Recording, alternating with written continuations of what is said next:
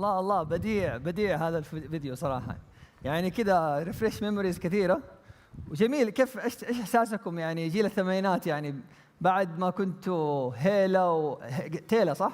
تيلا وبراجون وصخر، الآن الموضوع وصل فيرتشوال رياليتي واشياء فيري ادفانس as we see in 2019. ف يعني ستيل نقدر نقول لكم حتى جيل الثمانينات، في احد من السبعينات؟ اذا في سبعينات نو ماتر وات لسه كلنا سواء كنا صغار او كبار نحتاج اننا نلعب، ولازم دائما نكون مستعدين للعب. Before I introduce our next speaker, let me share a personal experience that I found very phenomenal.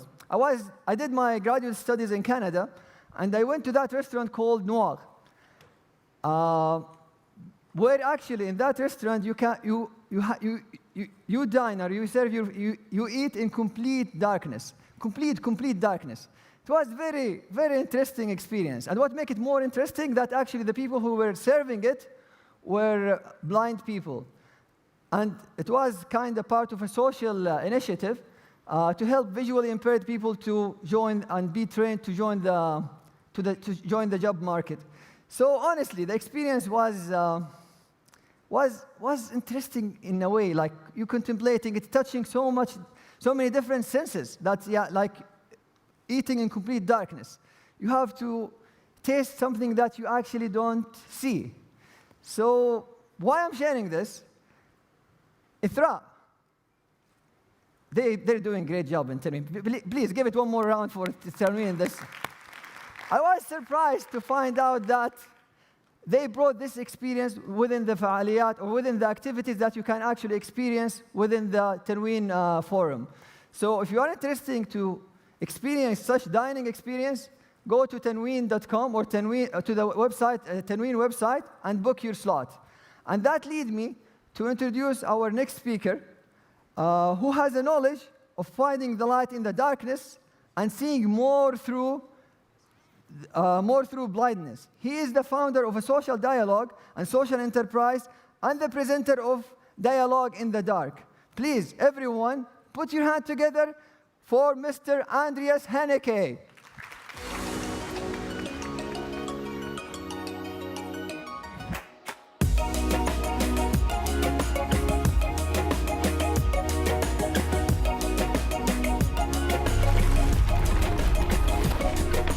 So,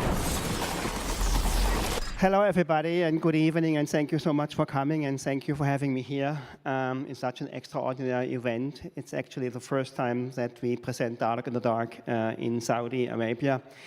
And of course, it's a delight to be here and to make all this have all these wonderful meetings and encounters. So thanks again for the organizers to have me here.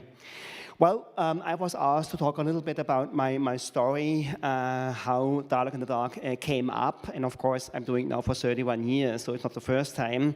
And I just had a talk maybe 3-4 weeks ago. I was invited to talk about Dialogue in the Dark, and the MC introduced me. This is Andreas Heinecke, and he's a veteran. And I was a little bit puzzled because I don't know if it's a compliment or how do I feel to be a veteran. However, I had this image in mind, and when you think about veterans, you automatically think about a battlefield, because a veteran has actually a battlefield. And those people who know me, who don't know me, think, okay, Andreas' battlefield is disability, because he's working now for the last 30 years with blind people, deaf people, people with high age, even with people who are terminal sick. So this is my core group, but it's not actually about disability. My main cause is injustice. And I have a very, how to say, long history why I cannot cope with injustice. This is somehow one of my genes. When I was thinking back why I have so much issues with injustice, I remember a very early childhood experience. It was a very painful one. You know, I'm German, and I grew up in a middle-class family and in a small village, a small town. And in my neighborhood, there was a young boy, maybe I was 6, 7 years old, and this boy had Down syndrome. So he was mentally disordered. In these days, it was just the fool. And all the time when the fool, they came and wanted to play with us, he was bullied. He was treated very, very badly, in my understanding. And I was somehow very, very touched by the fact that the whole group of boys, treated him, obviously the most weakest one, so badly. And I had pain on one side. On the other side, I had maybe even more pain because I had not the courage to stand up and to say, hey, come on, let's play soccer, but don't, bully or don't treat this young boy so badly. So this was actually the first time when I'm thinking back why I'm doing what I'm doing. I remember this early childhood experience with this young boy who had Down syndrome. Second situation I keep in mind is, and it was really an embarrassment, so when after finished my studies, I was working in a radio station in Germany. And one day my director came and asked me, well, there is a young blind man. Actually, he was sighted at a car accident, lost his eyesight through this accident. And he applied to become a journalist at the radio station. And I was working in the radio station. And my director asked me, hey, take a look whether we can employ him. We never had a blind person working for us in the radio station, but actually blindness and radio works together. So please go ahead and take a look at this young man who had this accident and lost his eyesight at the age of 28.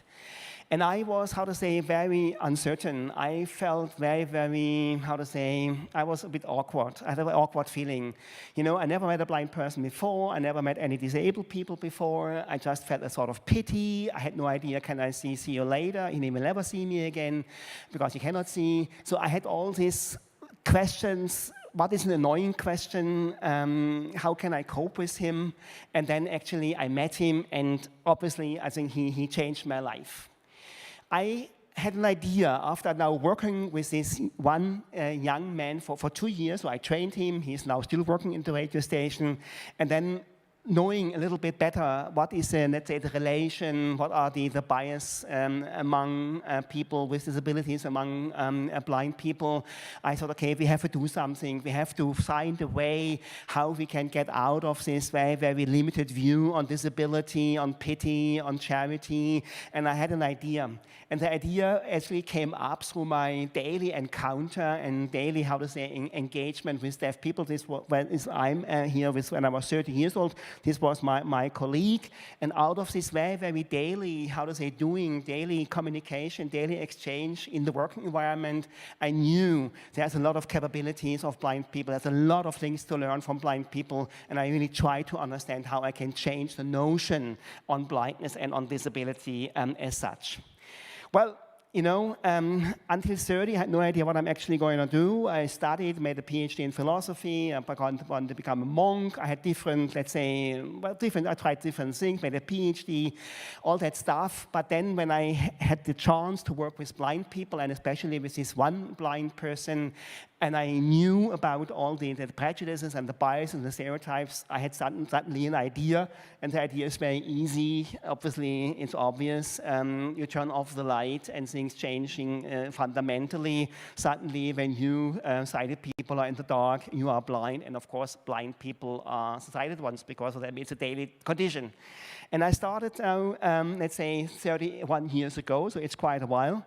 And I had the idea, okay, why not, to darken the room, why to black out a room completely, to set up the first thing was a cafe, and then to have my blind waiters, and then the sighted audience is coming, and then they are ordering a drink or whatever, coffee or beer, and then they're having a talk, and everything is completely upside down.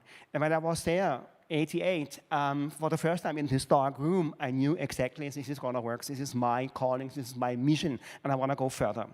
So the idea is very simple. I think we are putting, let's say, we are turning off the light completely. It's very simple, but turning on the light is not enough. We have to really to darken all these little spots that light is not leaking. And then we're inviting you, the audience, to come to this dark room, to this dark space. And then you are having, first of all, an encounter with yourself, because suddenly when you are in this dark room, everything is changing upside down, turning upside down. Every step is an adventure. You are in the beginning very, very scared because you're moving out of your comfort zone. You have no idea what's going to happen. You don't know who is standing beside you. But, of course, there's a good news, because you have a blind guide who is, how to say, taking you through. That means, I think, the fundamental idea, the basic idea is that I believe, first of all, that disability is not a matter of fact. It's a matter of, let's say, context, because in this dark room, you are disabled, and the blind people are actually the most capable persons you can, let's say, imagine. And, of course, and this changed your entire paradigm through disability, to being different, to diversity. And, of course, you are, at the end, very, very grateful that you have eyesight. So, actually, the blind people teach you to see. And it's much, much more, let's say, the self-awareness and about the empathy you may produce and you may, how to say, create. It is a very, very, let's say, life-changing experience. And that is why I think after 31 years, this exhibition, Dark in the Dark, is still running, and very successfully. I think you may ask, okay, well, I think to have an idea with a dark room and then to invite or to employ blind people, this is not a bestseller, you know. I think in the beginning, people were very, very, let's say, well, they were so skeptical. They saw me as an insane person. Nobody wants to go in a dark room. Are blind people capable to do it? There were a lot of questions, but I think in terms of marketing, if everybody is against it, it's a really good indicator there's something in. And I'm a friend of, let's say, the blue ocean, let's say, theory. That means you cannot go in saturated market. You have to find your own islands where you can, let's say, do things which you think is important. The beginning in '88, long time ago, it was somehow a picture from this first, I would say, installation. It was just a dark room. We equipped the people with some canes, and we put some hay, and there was a sound recording, and that's it. Very, very basic, and of course, little by little, I think it grew. But I think to have an idea is, of course, all the time very important. And for me, in this, let's say, particular situation in my life, it was very important because I was looking for a certain meaning. I was looking for something, how I can contribute to society. I was looking how I can combat, how I can, how to say, reduce injustice. This was all the time my intrinsic motivation. But I think I like very much the sentence, every journey begins with a single step. And even I had no money, I had no business skills. I'm a doctor in philosophy, and you know a lot of things, but not to make money or to organize, to manage a certain company. So I started really from the scratch, had just this bold idea, darkness and blindness somehow works together. And believe me, it is a very, very bumpy road. So when people ask me, wow, it's amazing what you have done, it is a roller coaster.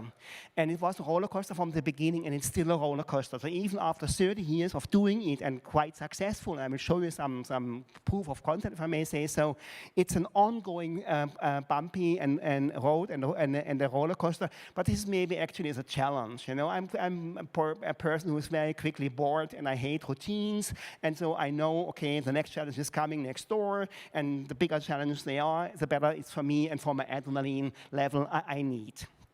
So the idea, starting from the scratch, 88, 31 years ago, had a certain outreach. I think this is how to say a global footprint. My CO2 account is super bad. I'm traveling 200 days a week, 200 days a year.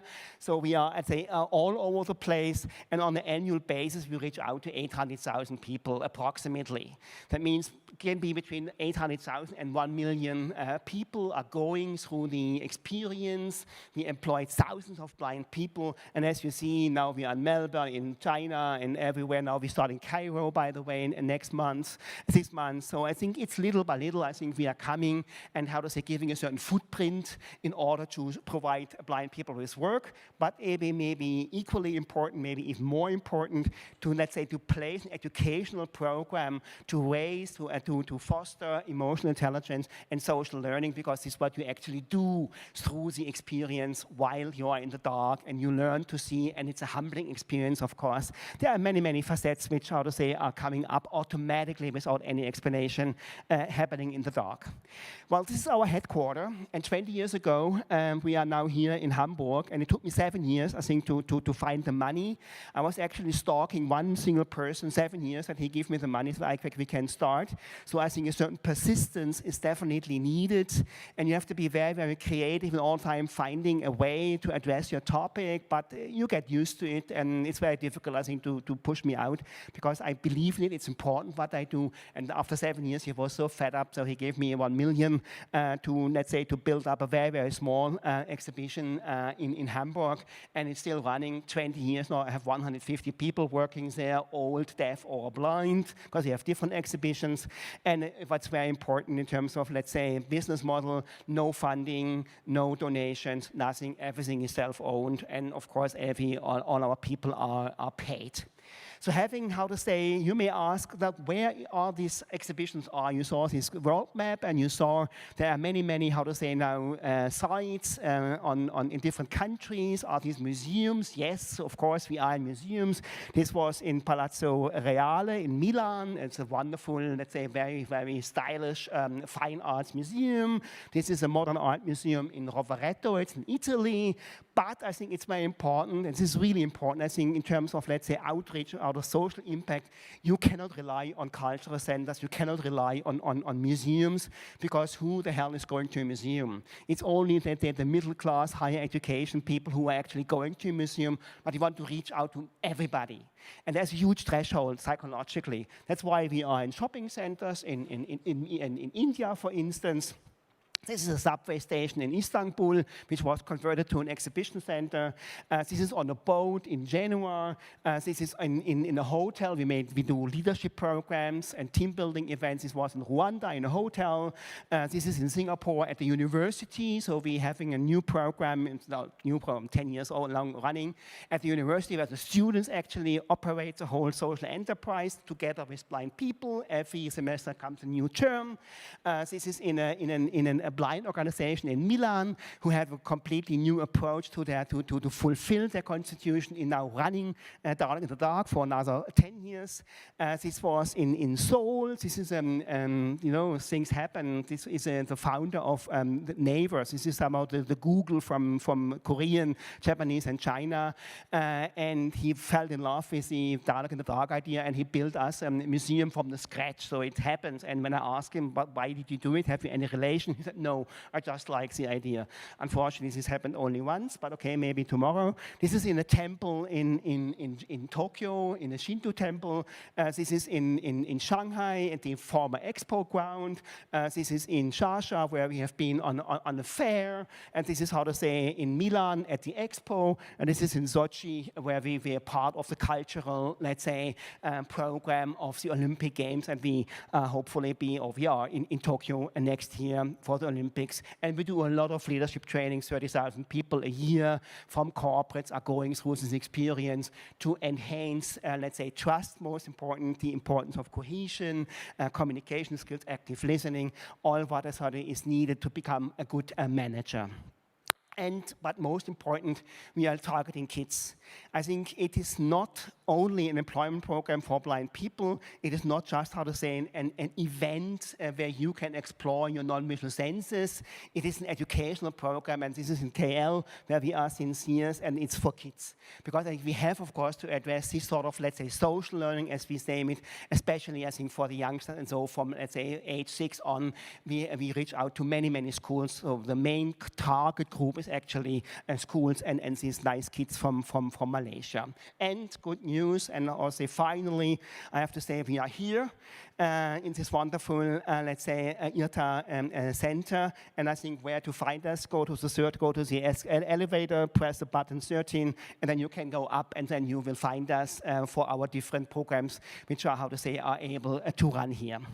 Well, the overall, let's say, objective is not to simulate blindness. You cannot simulate blindness in any case. This is impossible. We have millions of blind people, and every blind person has a different perception. This is very obvious. It would be very stupid, actually, to think, hey, if you're going to the dark room, then you know how the blind people do. It's all about, let's say, love. Or say in the broader sense, it's about compassion, because what you actually learn while you are in the dark, that actually compassion, togetherness, trust is most important to cope with crisis. And being in the dark is actually a crisis, and it's, how to say, a confrontation with your limits. You are very, very vulnerable on one side, but on the other side, I think through the support of the other, through communication, through dialogue, there's actually no darkness.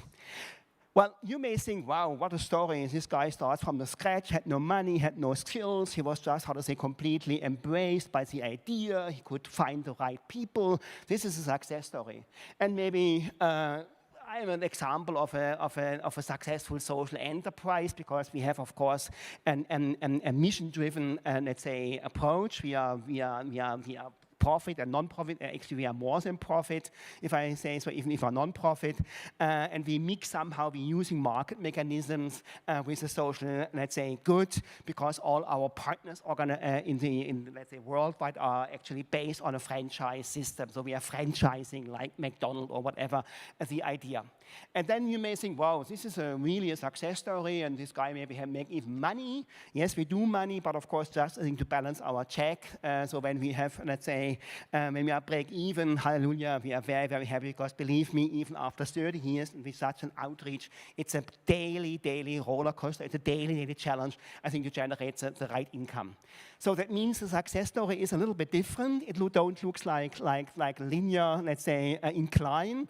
It is much more, let's say, somehow, yeah, a little bit a tricky path, and you have to reframe day and night. And what I learned when we think about, let's say, the finance industry, for instance, and talk about crisis management, I have a daily, let's say, financial crisis, and I have a daily, hourly, how to say, a crisis management to do, because believe me, it's very, very tough, I think, to keep this running. And then in reality, and now comes the confession, if there is $1 note, we have to cut in pieces in order, I think, to stay alive and to run our business and to continue working. So when you think, well, this is a successful social entrepreneur, on one side, yes, I am not completely a failure, not completely fake, but on the other side, this guy on the high rope, this is me, not me, of course, literally, but I think it is me, how I feel, and the only, let's say, distinction between me and the guy on the high rope is I don't have this security thing. So when I'm falling down, it's over, that's it. And it's okay, actually, it's okay, and it will not fall down. So I think, I studied philosophy, I told you briefly, and my hero is Sisyphus. Maybe the story of Sisyphus, there's a story, I think, the myth of Sisyphus read by Albert Camus, the French philosopher, and he said, I think, the gods had thought there is no more dreadful punishment than futile and hopeless labor. And I feel like all the time pushing the rock, and all the time the rock is rolling down, and it starts again and again and again and again. And then Camus came to the conclusion that actually the struggle itself, the process, while you are doing it, not about reaching a goal. It's how to say staying attuned, staying aligned, not giving up, going further. This is actually, I think, enough to fill, let's say, a man's heart. And this is how to say how I could, overcome, let's say, all the adversities, all this constant crisis, because I believe in it. The process itself, I think, to achieve something is actually, I think, gives you the energy, I think, to do it. And so one must imagine that he was happy, and I'm definitely a happy person, because I have no time to be unhappy, to be honest. Thinking about what helped me, I think, to bring this dialogue into dark idea up. I like very much quotes, because they are somehow the essence of what people experience, what people, let's say, were confronted with. And one of my heroes is Churchill, and he said, success consists of going from failure to failure without loss of enthusiasm. There's another phrase by Thomas Edison. He said, okay, I didn't fail, but I know 10,000 reasons why it didn't work.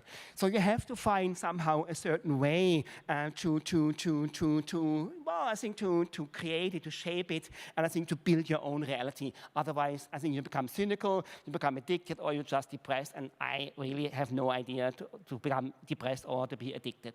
My personal hero, besides, of course, my people I have to work, I'm privileged to work with, is Albert Einstein. And he said one of, for me, the most important quote I can share with you: the world will not be destroyed by those who do evil, but by those who watch them without doing something. And I think when you have this sort of, let's say, well, feeling something is not correct, something needs to be changed, something is unjust, something is not fair, there are people who are left behind, people are not treated equally, I am not a bystander. We have to stand up and we can do something, and even without nothing. Thank you so much. Thank you. Thank you, Mr. Andreas, for that insightful talk.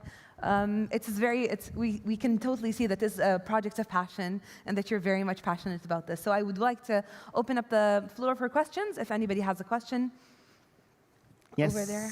Yes. We have the lady over there in the back in blue, and then we will take the gentleman in the front with... Yes, there is a mic. The mic is coming to you right now.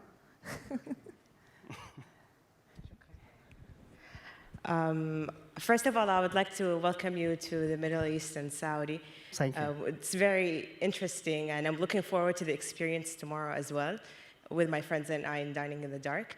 I would like if you would so kindly elaborate a bit more about how programs have been designed for kids, you know, a dialogue in the dark regarding children. I'm a teacher, and I always think about how to instill empathy and compassion. But is it how does that happen in your initiatives? Yeah, you know, I'm teaching at the university, and regardless whether you are talking about kids or adults, it doesn't matter. I strongly believe that all the, let's say, the educational theories are just nuts. They don't work. So I'm not at all, let's say, even I publish, I write, I give lectures, and I don't believe in cognitive learning. I strongly believe in emotional and experiential learning. I think it was, again, Einstein who said the only source of knowledge is actually experience. And John Dewey, very important, let's say, American philosopher, said, okay, you have to learn by doing. So that means we can only, how to say, change, we can only educate people if we let them do. And of course, what I try, I think, to convey is you won't fail. You will make it. It's all about, let's say, these 21st century skills which we're trying to develop.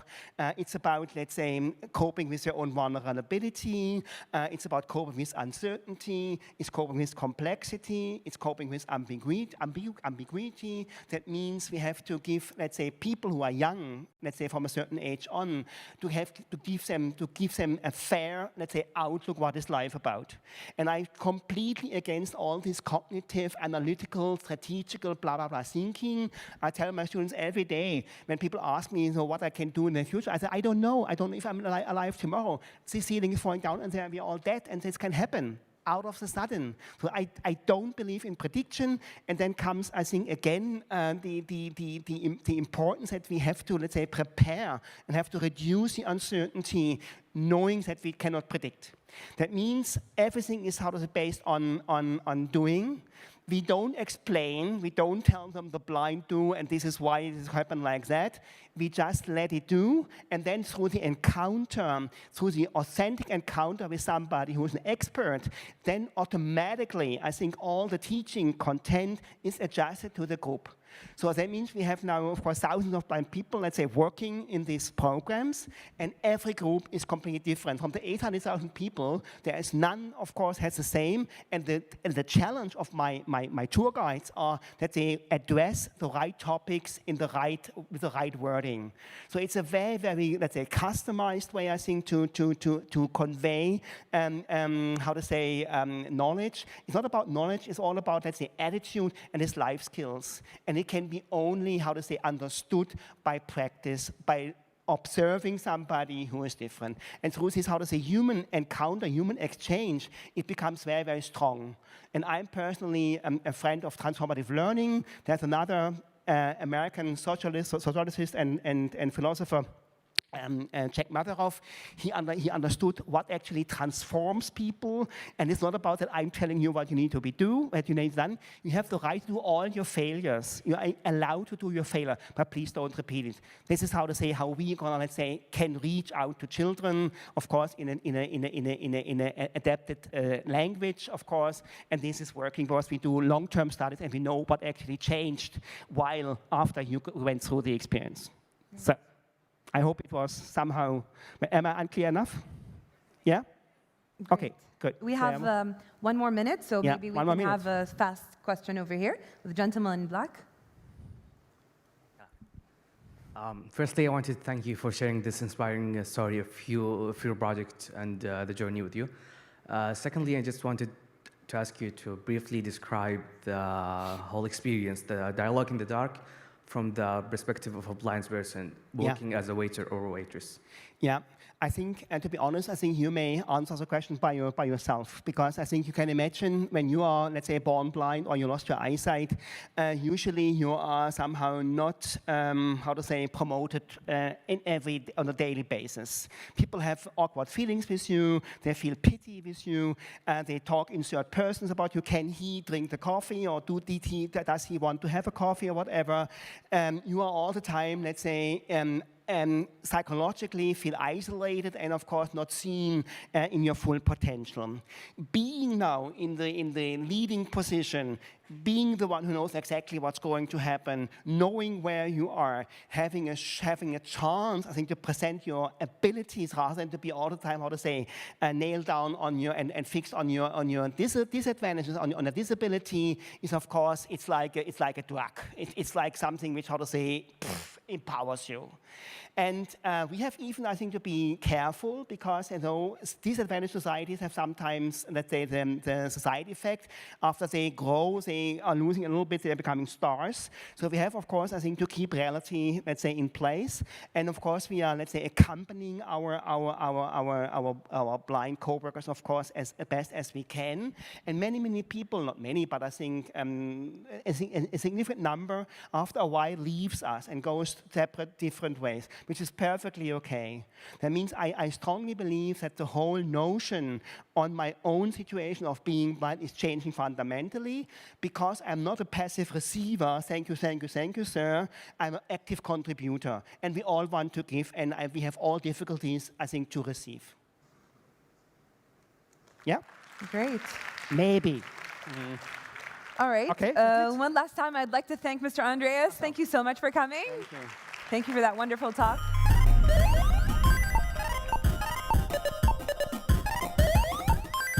All right, so, sorry. Thank you so much.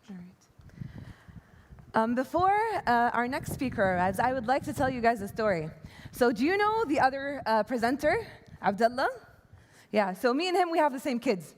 And our kids really like to read, and we try as much as we can to instill this passion of reading for them. But I once in Canada stumbled upon a really nice book that joins play with reading, and I decided that would be a win with my children. And lucky enough, I have the pleasure of introducing the author of that book here today. So he actually has written over 80 children's books, and currently, he has an exhibition going on at the Children's Museum called The Ideal Exhibition. It's actually right here in Ithra, so I would actually encourage everybody to go and visit it and see. Other than that, he actually is an illustrator, and he is an artist, and he is, of course, an author. Please, let us welcome together Mr. Herve Tullet.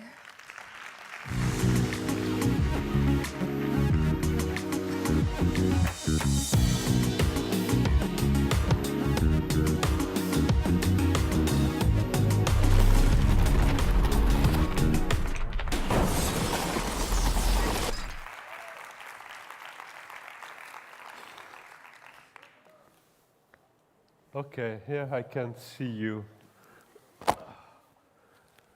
Hi. Hey. Okay, so my name is Herve Tullet.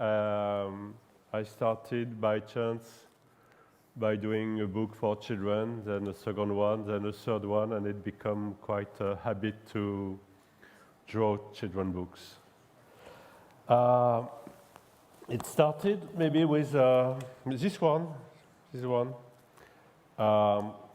I was in a school, and this book wasn't really successful, and I was a very young author. And they asked me to read it, and I was thinking, oh, I'm not going to read it. I don't like it. I don't like it because it wasn't successful. At this time, you are young, a book doesn't work really well, and you think, okay. So, and I wasn't really happy with the style of the drawings. I'm not really interested by style, by the way.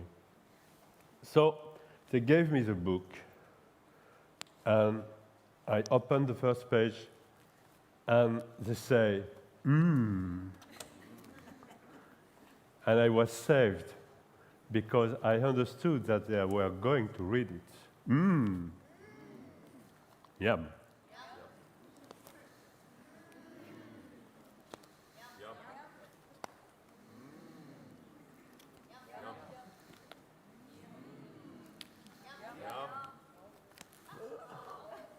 So there are 3 children here, which is not really my type of audience.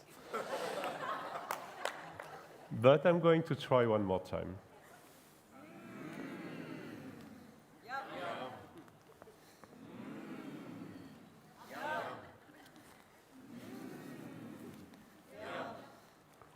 It's really boring.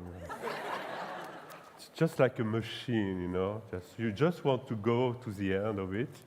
Maybe we can grow up the sound as the fish is growing up. Thank you.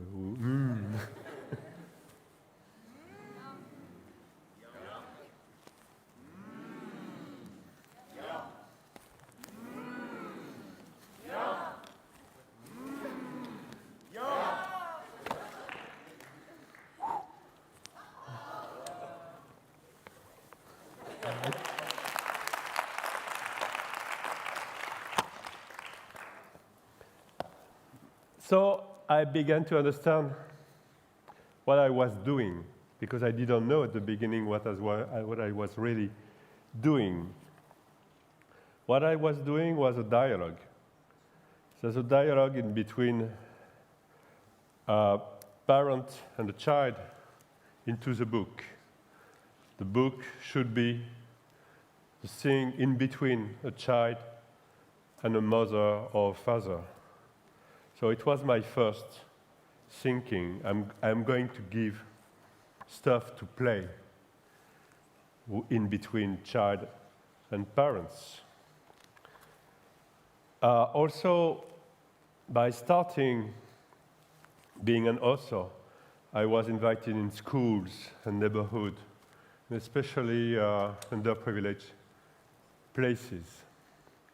So it's become more and more a mission to go in these places and to work, to find ways to play and to build stuff with these schools, these teachers.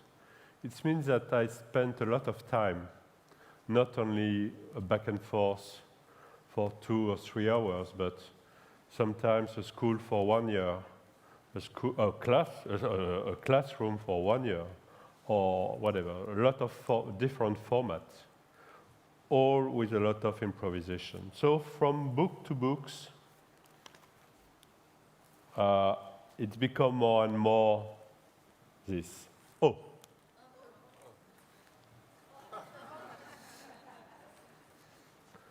Try again.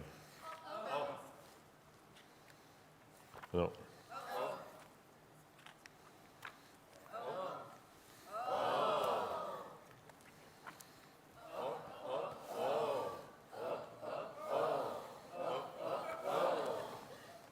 This one, I like it because I don't do anything, except the finger stuff.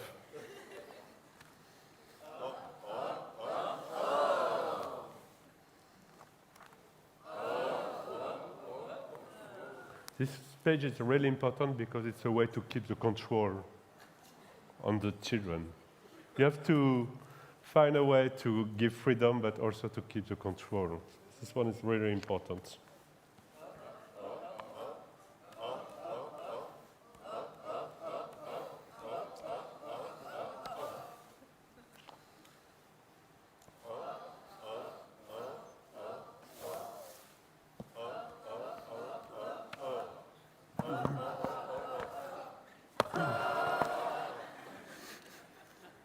You like it, the last one, no? We'll do it again just for you. She knows it, but she's still into it. Thank you.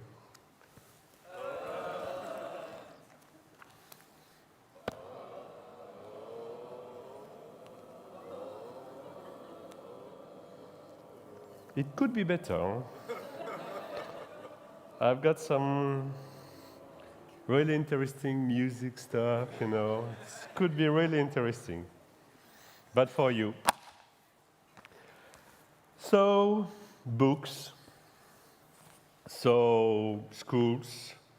So, by too many people asking me to come, workshops that become more and more big. I come up to an idea, and this is why I'm here, invited for 1 week here in Tanween. This is the ideal exhibition. So by chance, I say by chance because I don't want to plan anything, and it happened that somebody asked me if I wanted to do some videos. So I had the chance to, with a wonderful team in Montreal, Canada, to record 40 videos. These videos are a way to create an exhibition by me, without me. So the way it works is that you apply, you give us an email address, because I don't want all these videos to be just on the web. I prefer to keep a kind of, not a control, but not to just spread out in this big stuff that I don't understand anything of it. And if you apply, you've got a code, and by the code, you've got access to all these videos. If you have access to all these videos, you will discover about 20 videos that are processes, and you've got also videos to play. The process is you play, you create stuff. There is sounds workshops, there is dance workshops, there is a lot of workshops just to have a chance to play with the paint and create paper filled with paint. And with these papers filled with paint, you could work on the processes. You are doing these processes, you can do it when you want, with who you want, where you want. It could be in a classroom, and it could be in a shoebox, it could be in a museum, it could be in a library, it could be where you want, in a bedroom. Some people did it in their bedroom. So you've got these processes, and as you want, you can create your own exhibition by me, without me. It's free. If you are wealthy, you can give money, because by the money I receive, all the money is going to the ideal exhibition itself. So it will help to create more subtitles. I came here because now we've got Arabic subtitles. For example, it was really important to me to be able to communicate with you with Arabic subtitles. It could help also to buy and give material to schools that do not have the means to create their own exhibition because they have no means. So I've got already some schools in Africa that are interested, so I'm working on it. And I came just to invite you, if you want, to play with me by doing this ideal exhibition without me. I'm here because sometimes I'm doing the ideal exhibition with me, which not that complicated. In fact, my psychologist is okay with that, and everything is fine. So it's a little bit different as I'm a part of it. So when I'm a part of it, it's a way for me to experiment a little bit more and maybe to go further in the way to doing pieces and, of course, interact with the people, with the culture, and with everything. So that's my life. I say it very quickly. And what leads everything? I think that my work, as I said at the very beginning, I'm not interested by the style. Style wasn't a part of my obsession. It was a bit a part of my obsession at the beginning because I started as an illustrator. So as an illustrator, I was thinking, I need to have a style. But finally, by the time I understood that I was more interested by ideas. I was interested to find ideas because it's so crazy to find an idea. And it's so interesting to give away to children or adults or whatever to give tools to find an idea. The book is already a space because you have to find your own way to create your own reading. So it's a part of the book. But I think, I'm interested by the energy created by the ideas. And instead of speaking, I'm going to read. It's easier. It's a book called I Have an Idea. I always love that moment when suddenly you feel a puff of breeze. I have an idea. It's a magnificent feeling. Wow, c'est là, hein? Wow. C'est bien fait, hein? Wow. But just, what is an idea? At first, you really aren't sure, but you start looking and looking and looking. Nothing. So you keep on looking. Some more. It can be a bit boring. I insist about the boring part of it. Boring is a part of creativity. In my case, I need to get bored. I need to get an empty space. I need to understand why I'm here. And I don't know why I'm here when I have no idea. So I'm looking for that feeling when I've got an idea, and suddenly I've got that energy, and that energy brings me to create that book, and I'm doing it very fast because I want to go back to the moment where I have no more ideas.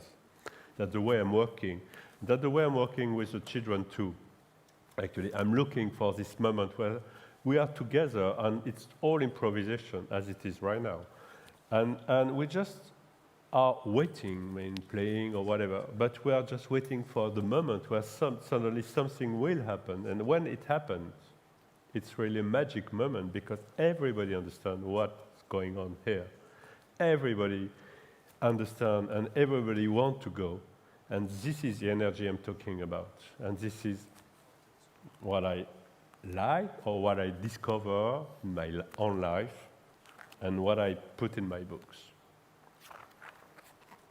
And then suddenly, there it is, an idea. It's new, it's different.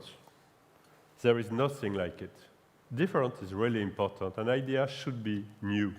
An idea should be something, it's complicated, an idea, because it doesn't exist. So it's new for everybody. It's new for your publisher. It's new for the audience. It's new for everybody. So it's not that easy to convince because it's new. So by the time now the publisher trusts me more. But yeah, I was lucky about that. It's a little like finding a seed, which grows and grows and grows. And what do you do once you found an idea? I'm talking to myself, huh? It's not that complicated. Often the ideas come rushing. They can be a bit messy and bubbly. It's time to get to work. Work. The work of the children is to play. But it's a kind of work, playing, finding idea. But it's a work, but the work is to play. Sometimes people forget that and they put the children to work a bit too early or a bit too much. I don't know in your country how does it work with schools, but sometimes it's crazily crazy. Jot them down, organize them, try, make little mistake, start again, explore, and then finally, after all that work, you're there. Oops, a good idea. And right away, you know it's a good idea because in every good idea, there is always a seed of madness. That's also very important to me. So how do you find and cultivate those seeds? They're there, everywhere in the world, but you won't always be able to see them. You have to look closely, to be curious, look, listen, touch, taste, smell, learn. Because everything that you discover will find its way into your brain. And then one day, while you're still looking, some of the seeds will cluster together, and then, oh, I have an idea. But why look for all those ideas? Maybe just for the fun of it. Maybe to change the world. In any case, there's one thing I've learned. With looking comes finding.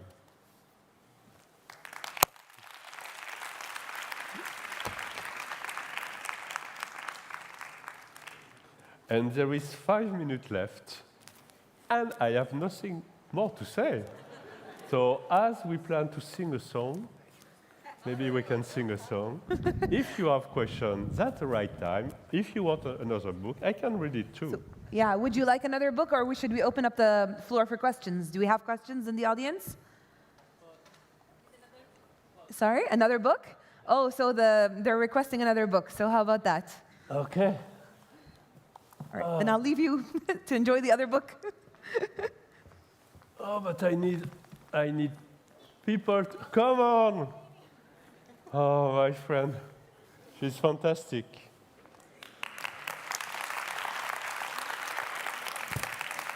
Maybe you want to say something? You want to say something about your experience? We'll do this one a little bit, just to impress them. A little bit of this one. Beep, beep, beep.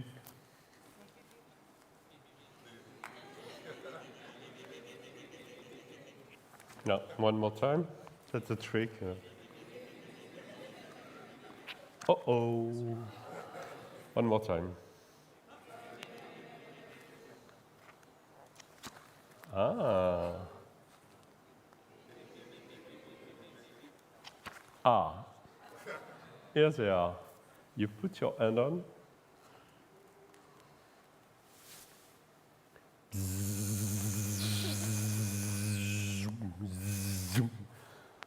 4 minutes.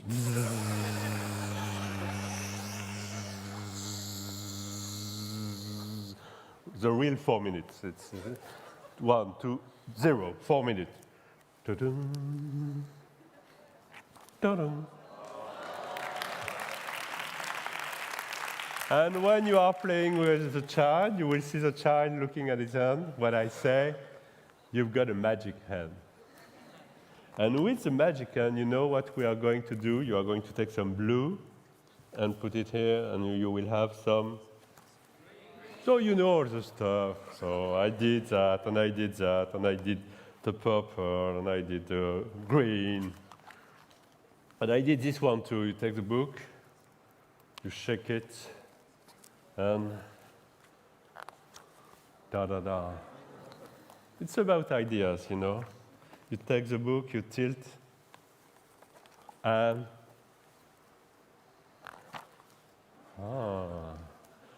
you shut the book. I like to do that because it's a way to shake the brain. But she don't need. She's really so good. She was so good that we were doing the ideal exhibition in a space somewhere, in the museum, children's space.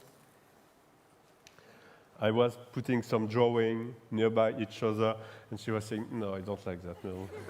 It's really bad, no. And her face was like, it was terrible the way I was. Just suddenly it became like, oh my God, I have no taste. She's so good. Yeah, you're right. So, And blah, blah, blah. Yeah. Okay, that's it. No, you stay with me. You stay with me for this one. You press. You press. Okay, you press one more time. Yes, you press well, yeah. Like it's a show. You know, okay? You rub gently this one? You rub gently this one? 5 taps on this one. No, 5 taps. 1, 2, 3, 4, 5. This one? 1, 2, 3, 4, 5. 1 minute.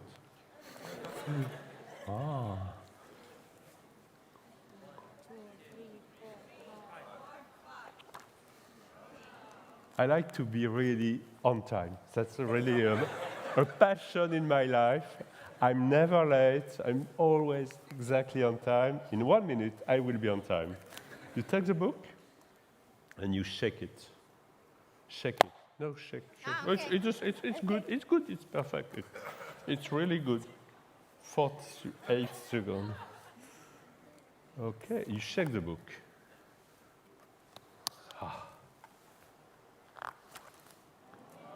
Shake it harder.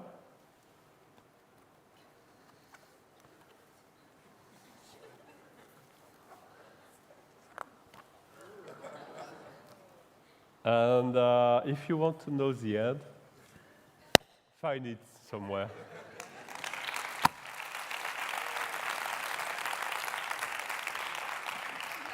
That was fantastic. 30 translation. It's kind of, you can find it in every language.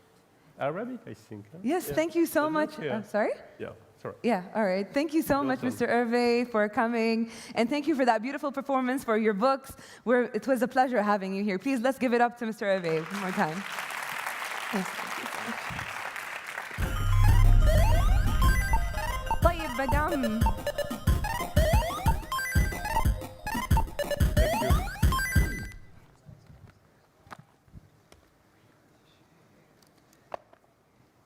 Do you like me to help you? اوكي.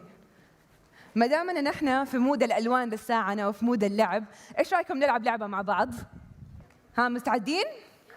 ماني سامعه حماس، ها متحمسين تلعبوا مع بعض؟ اوكي تمام، ما دامنا انا ابغى العب. اهلا وسهلا، اهلا عفروت، كيف حالك؟ انا الحمد لله كويس. يلا تبي تلعب معانا؟ ايوه تمام. أبالعب. خلينا نشرح. تبي تجرب انت اول ولا نخلي الجمهور يجرب اول يا عفروت؟ انا اول. طيب تمام، ايش رايكم يا جمهور؟ ها نخلي عفروت؟ لا؟ في احد ما يبغاك تبدا يا عفروت؟ يعني اروح البيت يعني؟ دافعين تذكره وجيت يعني حلعب غصبا عنك. تمام، اوكي. خلينا نشرح اللعبه. حتظهر امامنا الوان، تمام؟ احتاجكم كلكم مع عفروت، ولا نخليه هو يجرب اول، يقول لنا اللون الظاهر امامه، تمام يا عفروت؟ ممتاز. ها ايش؟ اخضر. قلنا اللون يا عفروت. تركوازي. يلا تفضل تاني. احمر. صح، احمر. تمام؟ مستعدين؟ يلا جربوا دحين. يلا اللي بعده. ها. ازرق. تمام، ازرق صح. نجرب مرة كمان. اخضر. اخضر، سرعة بديهية ممتازة. ها عفروت يلا جرب المرة الجاية انت، وريني كيف. برتقال. لا، ايش وردي. اللون هذا؟ وردي. وردي، تمام. اللي بعده؟ اخضر. اخضر. لا ما شاء الله تبارك الله، السرعة البديهية مرة ممتازة في الجمهور اليوم. اللي بعده؟ بنفسجي. هاي عفروت. بنفسجي. بنفسجي، تمام. واللي بعده؟ أخضر. ها آخر واحد. اصفر. أصفر، تمام، ممتاز. يعطيكم العافية. لا ما شاء الله تبارك الله، سرعة البديهة مرة عالي العال، وشكلكم ايش مستعدين ومركزين معانا. هاي عفروت كيف عجبتك اللعبة؟ ايوه، فين الجائزة حقتي؟ ما في جائزة، الله معك. الله معاك. ضحكوا علي. معليش أنا آسف زعلناك يا عفروت، سامحنا، مو قصدنا نزعلك، ولكن دحين لازم نقدم لكم المتحدث الجاي إن شاء الله. Before I introduce him, I just wanted to ask, do we have any A students in the room? Of course? Well, I wasn't one of them. I never got an A in school, but that didn't stop me from actually pursuing my higher education and now a PhD. So maybe it wasn't really luck that got me there, and this is what our next speaker believes. He believes that testing isn't always the best measure to test how smart you are. That's why he started an initiative called One Laptop Built Per Child. He deployed a worth of 1 billion laptops for primary education in order to bridge the gap of the digital divide between the world. We are happy to have him here today, and he will discuss the industrialization of schooling and our natural wonder for education. Without further ado, please welcome Mr. Nickolas Negroponte.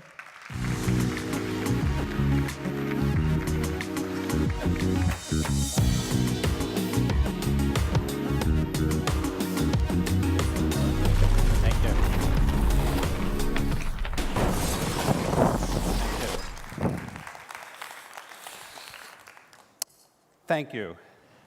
So fasten your seatbelt, because some of the things I'm going to say you will agree with, but they are in fact totally orthogonal to almost every country's education system. And education is what we do to people, and learning is what you do to yourself. And in fact, the only thing you have to ever learn is learning. And that sounds a little abstract, but I hope after the next, let's say, 20 minutes, you will think it's not so abstract. And I'm going to start with 4 questions that we commonly asked small children. Small meaning 5, 7, maybe even as old as 8. And one of my favorite questions was, how do giraffes sleep? Now, the truth is, I don't really know how giraffes sleep, and I suspect you don't know how giraffes sleep. But when you ask a child, and the child's answer is something, and this is one of the questions, or answers rather, that I love, was that the giraffe goes and finds a tree. And finds a tree with a branch coming out of it that is roughly the giraffe's height. And the giraffe then puts its head in the branch and goes to sleep. Now, whether that's right or wrong almost doesn't matter. What's important is it was such an imaginative, such a creative answer that that's what you want. It's actually not the answer, but being creative about finding it. So then you ask a children, even ask an adult, when you look in a mirror, things are switched from left to right. Why are they not also up to down. And so people puzzled, yeah, that's interesting. It got switched this way, but it didn't get switched that way. And 6- and 7-year-olds will discuss that. They'll do experiments. They'll bring in a mirror. Then they'll sort of stand on their head, or they'll do other things. Let me give you, I said I'd give you 4 of them. Third one maybe looks a little bit more technical, but children are pretty good at this. You have a wheel rolling down the road, and it's going at 50 miles an hour. And you ask the child, what is the speed where that wheel is touching the road? What is the velocity? And the answer is 0. But lots of adults miss that. And so then again, it's a whole nother conversation. I'll show you the last one, which is perhaps the most amazing to me. In computer science, in mathematics, there is a problem called the traveling salesman problem. And this is a problem where a salesman has to go to multiple cities, and there are roads that connect the cities, and you have to find the shortest path. You want the salesman to use the least amount of gasoline or whatever the reason for making it short. And if you have many, many cities and you have all these roads connecting them, and some of the roads are straight, some are crooked, and you say, well, now computationally, that's so hard. And one child came up with a very interesting solution, and that was to find the shower curtain rings that he could buy in the hardware store, connect them with strings, where the length of the string was the distance between 2 cities. Then made this whole model on the floor with the little rings and the strings, and he says, you want to find the shortest distance, just pick it up and pull the 2 rings, and wherever they get taught, that is the shortest distance. And you say, my goodness, this is a computational problem, and you can build a string and ring machine. That's what you want kids to do, is to build, if you will, the string and ring machines of the world. Now, I have heroes. We all have heroes. This is my hero, and he's sort of the basis of a lot of what I'm saying. His name was Seymour Papert. Died about 6 years ago, and Seymour was a very accomplished mathematician. And Seymour would ask questions and make statements like this: you cannot think about thinking unless you think about thinking about something. And you unpack that, and then you say, wow, we don't really think about thinking that often. Go to a meeting where there are a bunch of educationalists, people who are trying to decide on the education system, and nobody in that room thinks about thinking. Nobody in that room really tries to understand much about learning. And that's actually a very serious issue. Seymour's solution was to propose, and this was quite a while back, said, imagine the fact that children learn languages. And you can take a 5-year-old from any country in the world and drop that 5-year-old in France, in Germany, in Greece, wherever, in Saudi Arabia. And within a very short period of time, that child will speak French or German or Arabic, whatever the local language may be. And we all know that. So if that's true, could we create a country called Mathland, a fictitious country? You drop the child in this country, and the child learns math. Now you say, well, that doesn't make sense, and it's different, but it's still provocative. It's provocative enough to start thinking about thinking, and the closest we can come is computer programming. Computer programming, first of all, if you haven't done it, you must. The reason you must is because it's an approximation, a very good one, of thinking about thinking.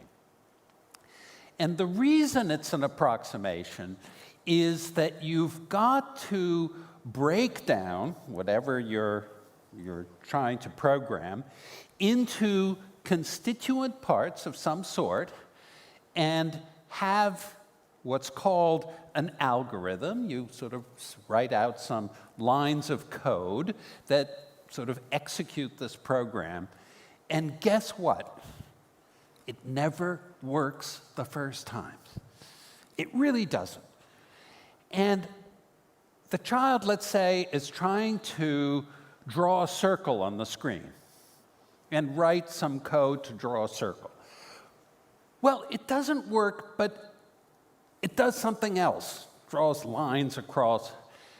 So the child looks at that, and guess what? Whatever it did was some small evidence of what the child should correct. So the child goes back in, corrects the code, and executes it again, and eventually it draws the circle.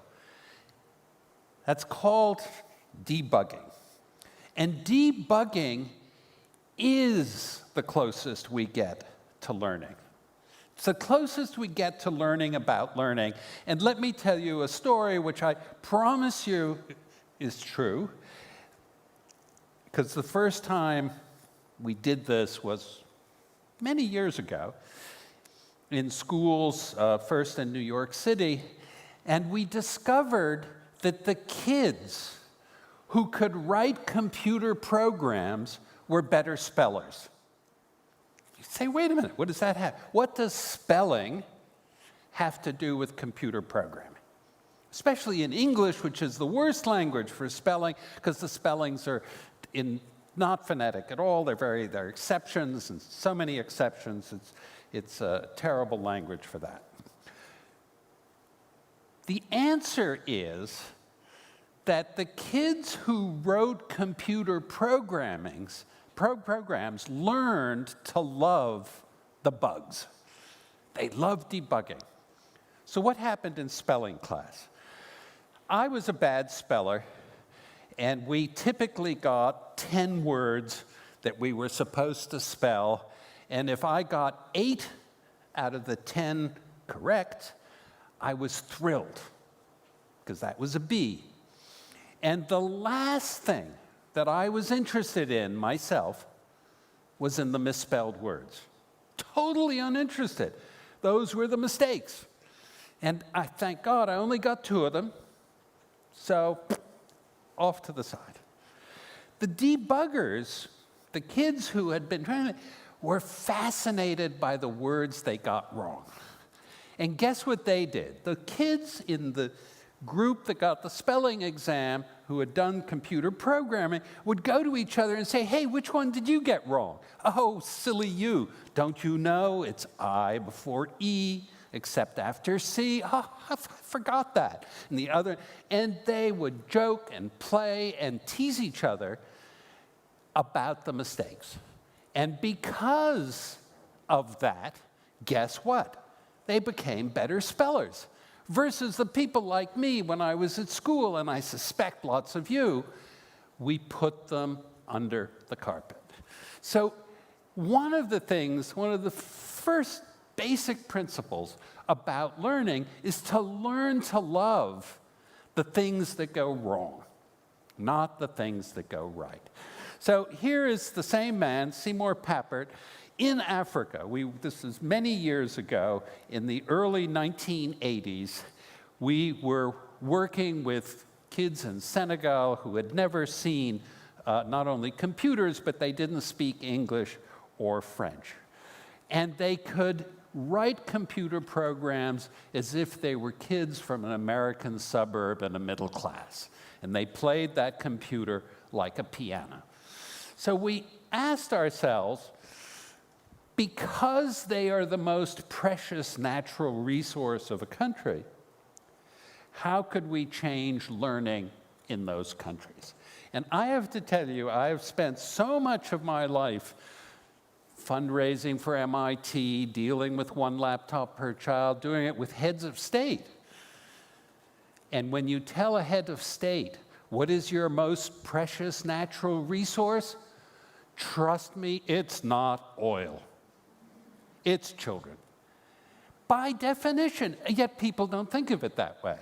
So you say, okay, well now how can we make learning, because the first 5 years, 6 years of your life, all learning is through playing, and whether the playing is dropping something accidentally or putting food where it shouldn't be or where it's literally playing, how can you bring that into an education system? So as far back as 1982, which is perhaps not only before you were born, but may even be, sort of your parents were kids, we started doing this in African countries and later in Southeast Asia, and we discovered, perhaps it's obvious now, that children looked at computers and computer programming as not only something they could do, and something they could do quite easily, but when they brought, in the case of the photograph you see on the screen, those laptops home to these villages that didn't have electricity, you'd had a generator that charged it at school, the laptop was the brightest light source in the house. And suddenly I said to myself, wow, this is a metaphor, but also it was the light source of the house. And families in those houses would make sure the kid kept the laptop open for as long as the battery lived. And I said to myself, what in this picture, and I mean literally that picture, what in this picture will not be done by market forces?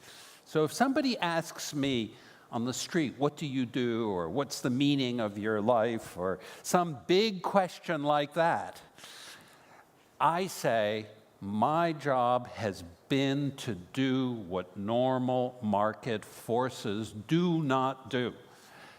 Because if market forces will do them, then they don't need me. But if they won't do them, they need me. And here was an example, happened to be a simple one at the time, to just build a laptop for kids that cost $100. And could you do it? Everybody said no. And just like one of Andreas previously said, when everybody says no, you know it's probably a good idea. It's probably a very good idea. So programming had fallen off the table. Computer programming, there was no malice. But Microsoft and others used it to write programs for kids to use.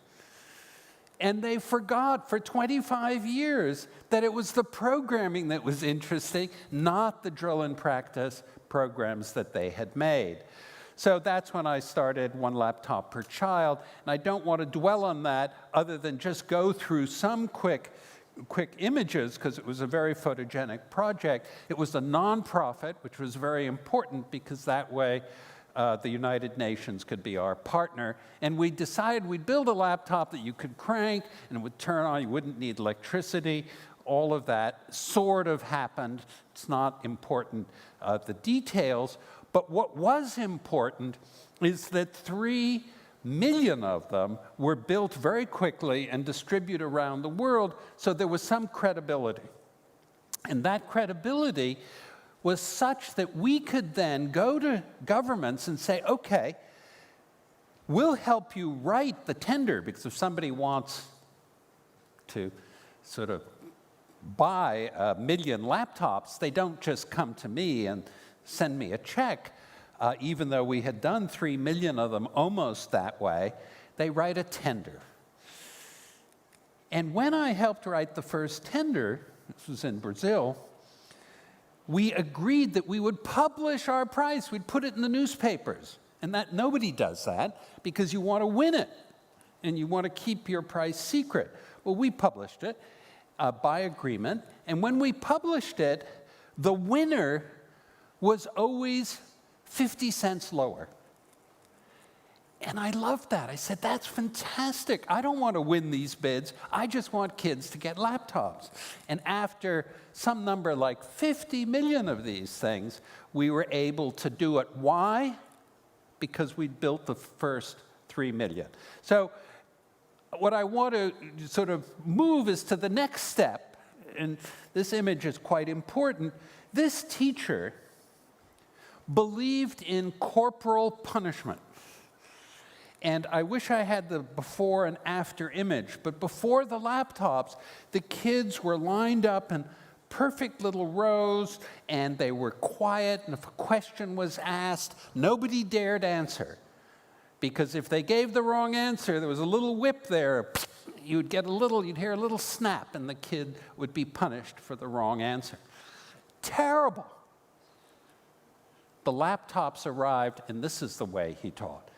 We didn't train him, we didn't teach him, but suddenly he didn't know much more than the kids, and the whole experience of learning was different. So people would publish stories, because it was highly criticized, this was about 15 years ago, said Negroponte believes you can give a kid a laptop and walk away. I'm not sure I ever said that, but I was so criticized for it, I said to myself, wow, what if you could? Maybe we should try that. So we actually started, partly because of this young girl having such focus and seeing that, here's the question we asked. Can you learn how to read on your own? Common wisdom is no, you can't. You can learn to speak, but you can't learn to read and write. Our brains aren't wired that way. Evolution didn't work that way. And in fact, when writing and reading were invented roughly 3,000 years ago, we have to use a different part of our brain, and one that doesn't learn the same way because it didn't have the evolutionary process. So here's the proposition, and here's what we did. We said, okay, let's give kids, in this case it was tablets, it wasn't laptops, in villages that have no literacy, zero literacy. They haven't seen words. There are no road signs, there's no newspapers, there's no anything. In fact, there were no literate adults in the village. Nobody could read and write. So we found 2 villages in Ethiopia, one in the north, one in the south, and we delivered to the villages the same number of tablets rather, as there were children. And we left them in closed boxes, no instructors, no nothing. With, again, no humans, no written instructions, just closed boxes. The only thing we did is send into the village an adult the day before to show them where to put the solar panel, because we didn't want them to put a solar panel indoors, you wanted it outdoors, and then the kids figured it from then on. So what happened? Because the laptops recorded with great precision how they were being used, we were able to track very carefully.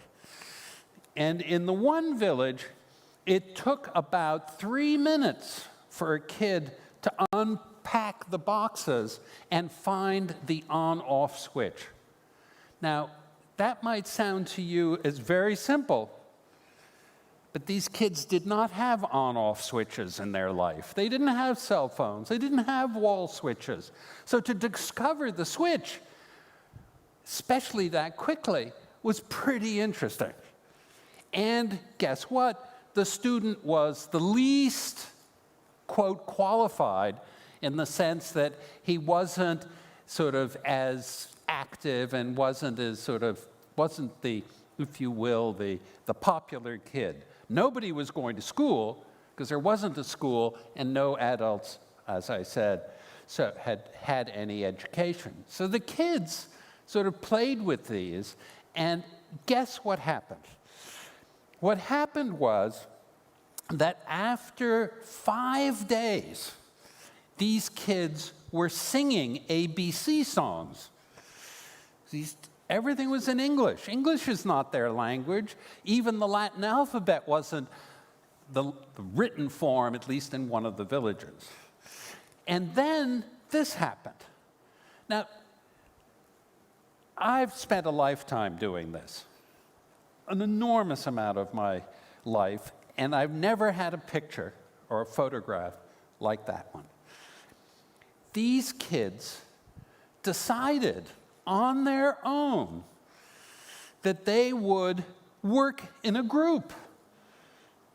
They didn't call it school because they didn't have the word. The kid on the right sort of nominated himself as teacher, but look at the kid on the left touching the other laptop, the tablet of the other kid touching the. That was very different than one laptop per child.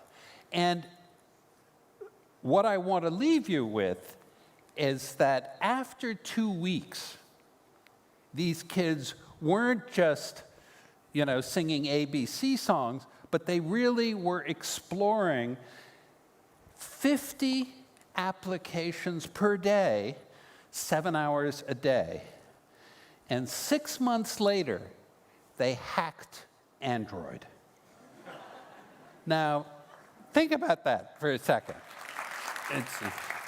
So, what I really want to leave you with a thought, and I made a mistake when we did this experiment, is I said the names of the villages.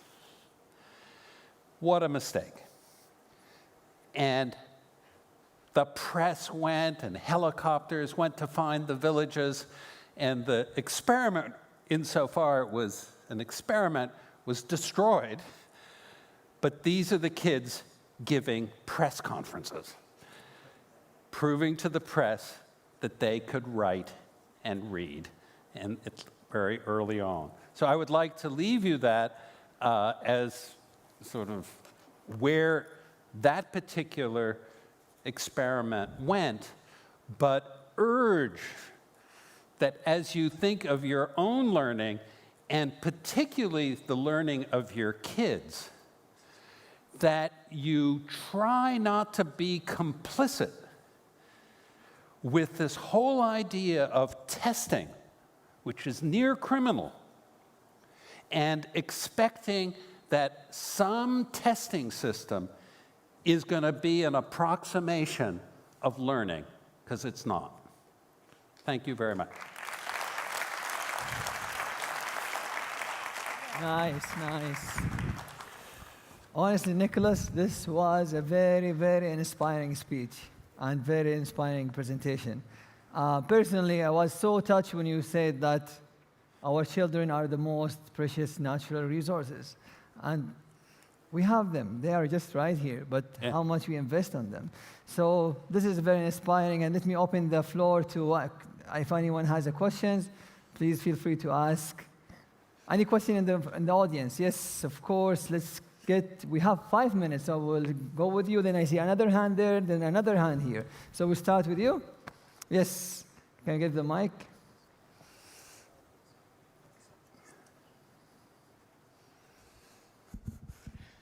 Thank you very much for the wonderful presentation. I'm just wondering, what are your thoughts on how we're moving on into this digital age and how this gap is going to increase between those countries that are still, like in Africa, those countries that are still not catching up into the digital age, and how are we moving more and more further away from them, and how is that going to influence the world? Because right now, the whole fourth industrial revolution is happening, and everybody is moving towards digital, and it's no longer computers. It's how computers can learn without us teaching them, and how is that going to influence us? And what is your thoughts on what are you going to be doing next, other than just one laptop? Nice. So the quick answer is that the so-called digital divide is not as real as we thought it was. It's changing very, very fast. if you visited the United States at all recently, it's the worst cell phone system in the world. And you say, wait a minute, I can go to Afghanistan and I get better cell phone service. And you say, why is that? What is this leapfrogging that's happening, and how can it happen? And yes, there is a divide at the moment, but boy, it's very easy to close it. It's not like shipping cars. It doesn't require energy. Bits have no weight. They travel at the speed of light. You've heard all of that. And so it's possible to join the digital age in ways that have never happened before. And so the leaders of the countries in the worst situation, and I share Andreas's feeling about Rwanda, they're desperate. And because of the desperation, they're going to take big risks in education. They're going to try things. Whereas the richer countries just move deck chairs. We move this here, we do this here, we do a little there. But I think you will see enormous advances in the next 5 years, even less. Nice. Okay, we have one more question here. Or we have two actually. Where's the other hand? Okay. There. Okay, but you start with this question, yes? Here. Hi, thank you for the engaging talk. My question is, aside from testing, what do you think are some good practices or best practices to evaluate or assess whether students are actually learning what you've taught them? We need short answer on these because we have only 2 minutes. Okay. Very quickly, you fell into a little trap, okay, because you said what you taught them. The reason I am allergic to testing is that you can see very quickly the behavior of kids. And it's a little bit like language tests. We have them in order to go to MIT. You have to have a certain language score, and people try to score on these tests and so on. So you can put me in a room with any one of those people for 30 seconds, and I can tell you whether they speak English or not, just because you're interacting with them. So the one big change I would make, if I had the chance, I was running a country or I was in charge of world education, is I'd get rid of grades of the other kind, not the ABC kind, the 1, 2, 3, that the 6-year-olds study with 6-year-olds and the 7-year-olds study with 7-year-olds. Bad idea. It's a terrible idea. And yet it's considered a sign of advanced learning, whereas the one-room school, which was a really cool idea, is the sign of poverty. So if I could do any one thing to change learning and education, it is to get rid of age segregation. Nice. That's what it is. It's never done? Yes. It's never done as an experiment? It's never been done before? Montessori advocated it. It has been done. It's been done sometimes without success, so people think that the idea was wrong. But read Montessori. Montessori took grades 1, 2, and 3 and put them together. And, 4, 5, and 6, and so on. And then Montessori did something really interesting, because if you look at Montessori schools, there are no high schools. So what was she thinking? She's, so she's thinking, well, there are too many hormones at that age, so just go out to the country and don't go to school. Nice. So, nice. A very great, that's amazing. very great person. All right, so give one more round of applause to Mr. Negroponte. Thank you for being here, sir. Thanks a lot.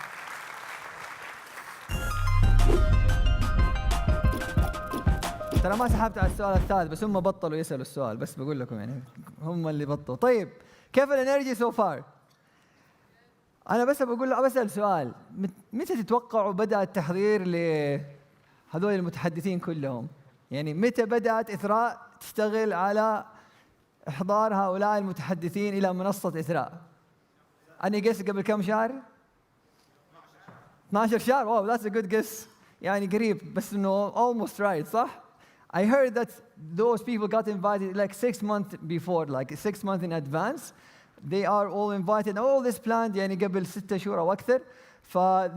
It's a great opportunity. So please invite everyone. Tell them, since you're here, قولوا للناس اللي حولكم what's happening here. They're great minds. صراحة أنا عن نفسي يعني مندهش من يعني الاكسبيرينس اللي يعني الناس اللي بتقدمها هنا.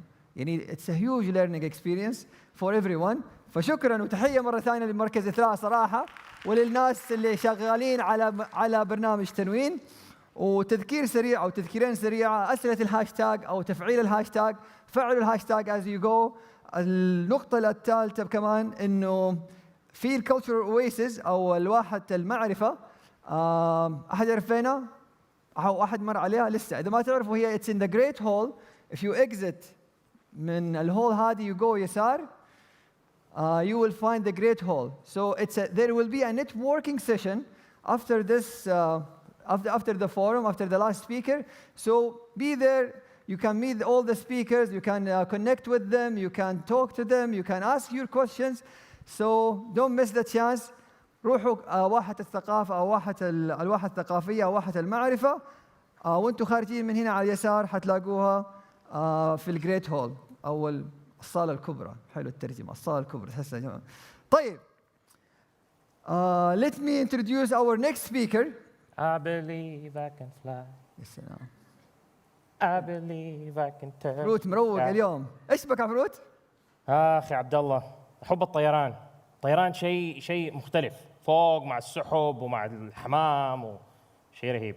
من متى بتطير ما شاء الله؟ من زمان. اصلا انا جيت هنا طيران بس عشان احضر فعالية الضمة هذه. ضمة؟ عفروت. ايوه ضمة كسرة، شو هو شيء التفكير.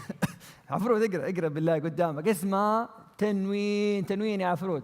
والله صح، عليك نور. تنوين عليك انوار كثير. طب بما انك هنا ايش عجبك في تنوين سو فار؟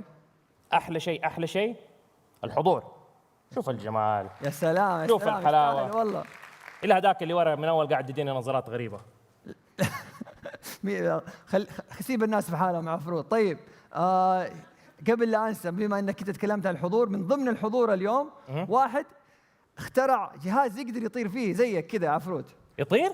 يطير طبعا. انت مو تطير زيه؟ انا؟ لا، انا احجز على الخطوط السعوديه.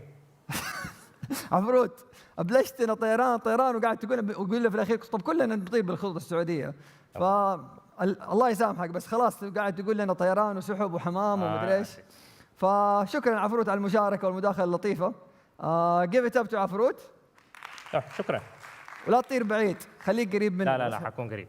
طيب how about we get someone who actually can fly. He dreamed about it and he actually made it happen. Our next speaker is a British inventor of jet suit that you can wear and fly. I really want to try it. I'm going to have this talk and request with him after his presentation. So he's also the founder of Gravity, the company behind this great invention. Put your hand together, please, and welcome with me, Mr. Richard Browning.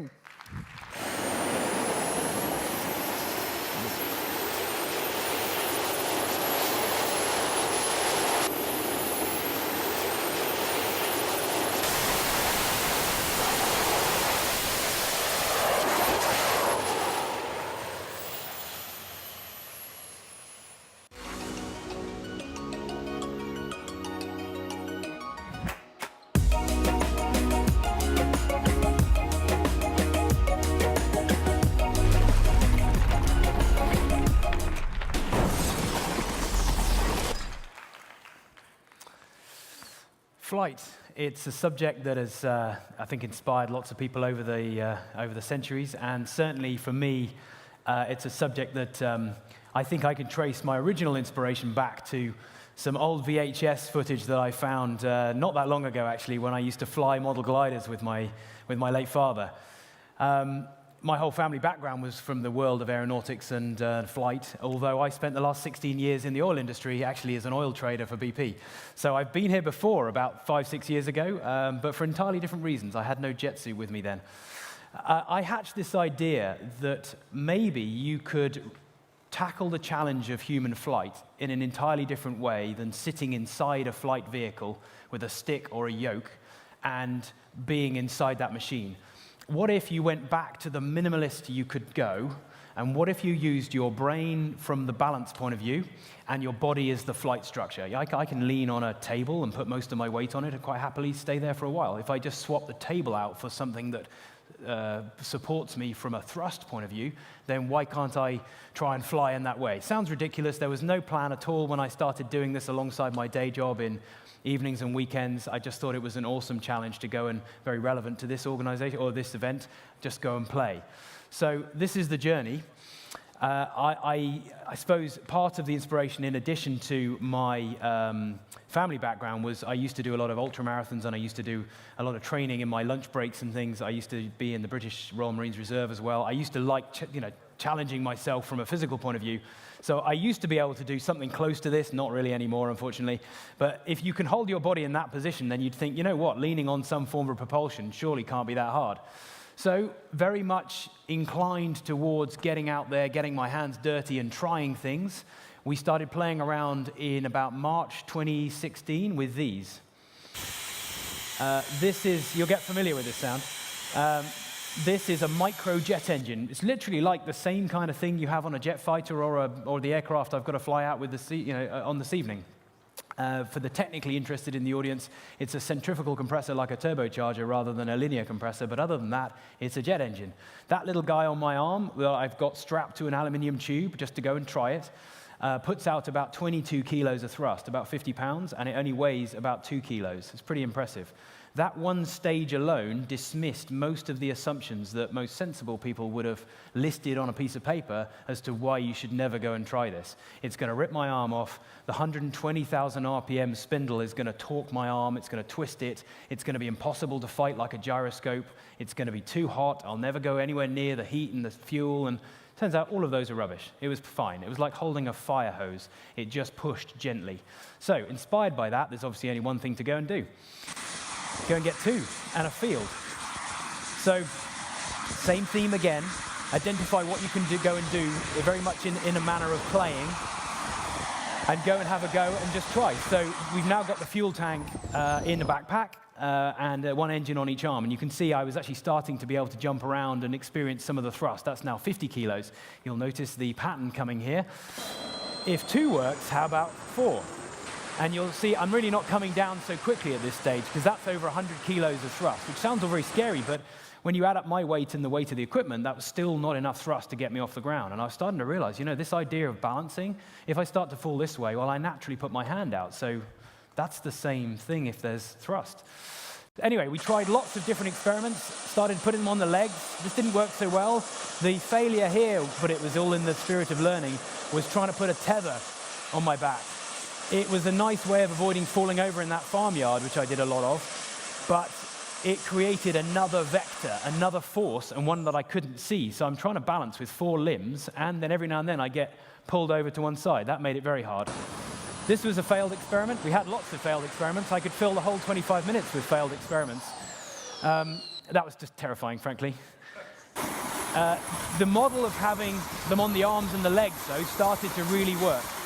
But I had no real textbook to learn how to do this, so I just sort of hopped about like this, trying to get the feeling of the balance. You can see all the dust was kicking up. On the legs was a real problem, because every now and then they would take in the hot exhaust from the arms and just melt all the turbine blades out of the lower engines. The air coming out of those is about 1,000 miles an hour, so they're quite violent. And anyway, I was very happy with myself that I hadn't fallen over. This is 2 engines on each arm, pretty much what you saw in the first clip before I walked on, but an engine on each leg, because we figured, your legs are good at taking weight, but you can see here, see what happens? I just bend my leg, and it's like this human instinct. You feel like you're going to fall, so you start bending your legs, which is fine normally, unless you've got 20 kilos of thrust coming out the back, in which case, as soon as you bend your leg, you rotate. However, after 8 months of evenings and weekends where my wife must have thought I was pretty crazy, and I didn't really tell anybody I was doing this, and I was still an oil trader at the time, we managed to do this. So this is 8 months of R&D, and we managed to go and do what was supposed to be fairly impossible. It's still probably one of the most important points in the journey. Look at that. I'm still fighting my leg. But you can see, there you go. That was a 6-second flight. From that point onwards, it was really a question of trying to refine and improve it. So I've got a little collection of clips here which will show you some of the well, now this is event 90, and country 30 that we've gone and flown in 2 years. So this is a little, you can turn up the sound a bit on this one. You might notice the soundtrack. We've blatantly stolen that from probably you know where. You can see for yourself, the countries we've gone to has been amazing. All of the equipment ludicrously packed into 2 suitcases. So if you see me going through an airport with 2 Samsonite black-looking innocent suitcases, there's a 1,000 horsepower jet suit in them.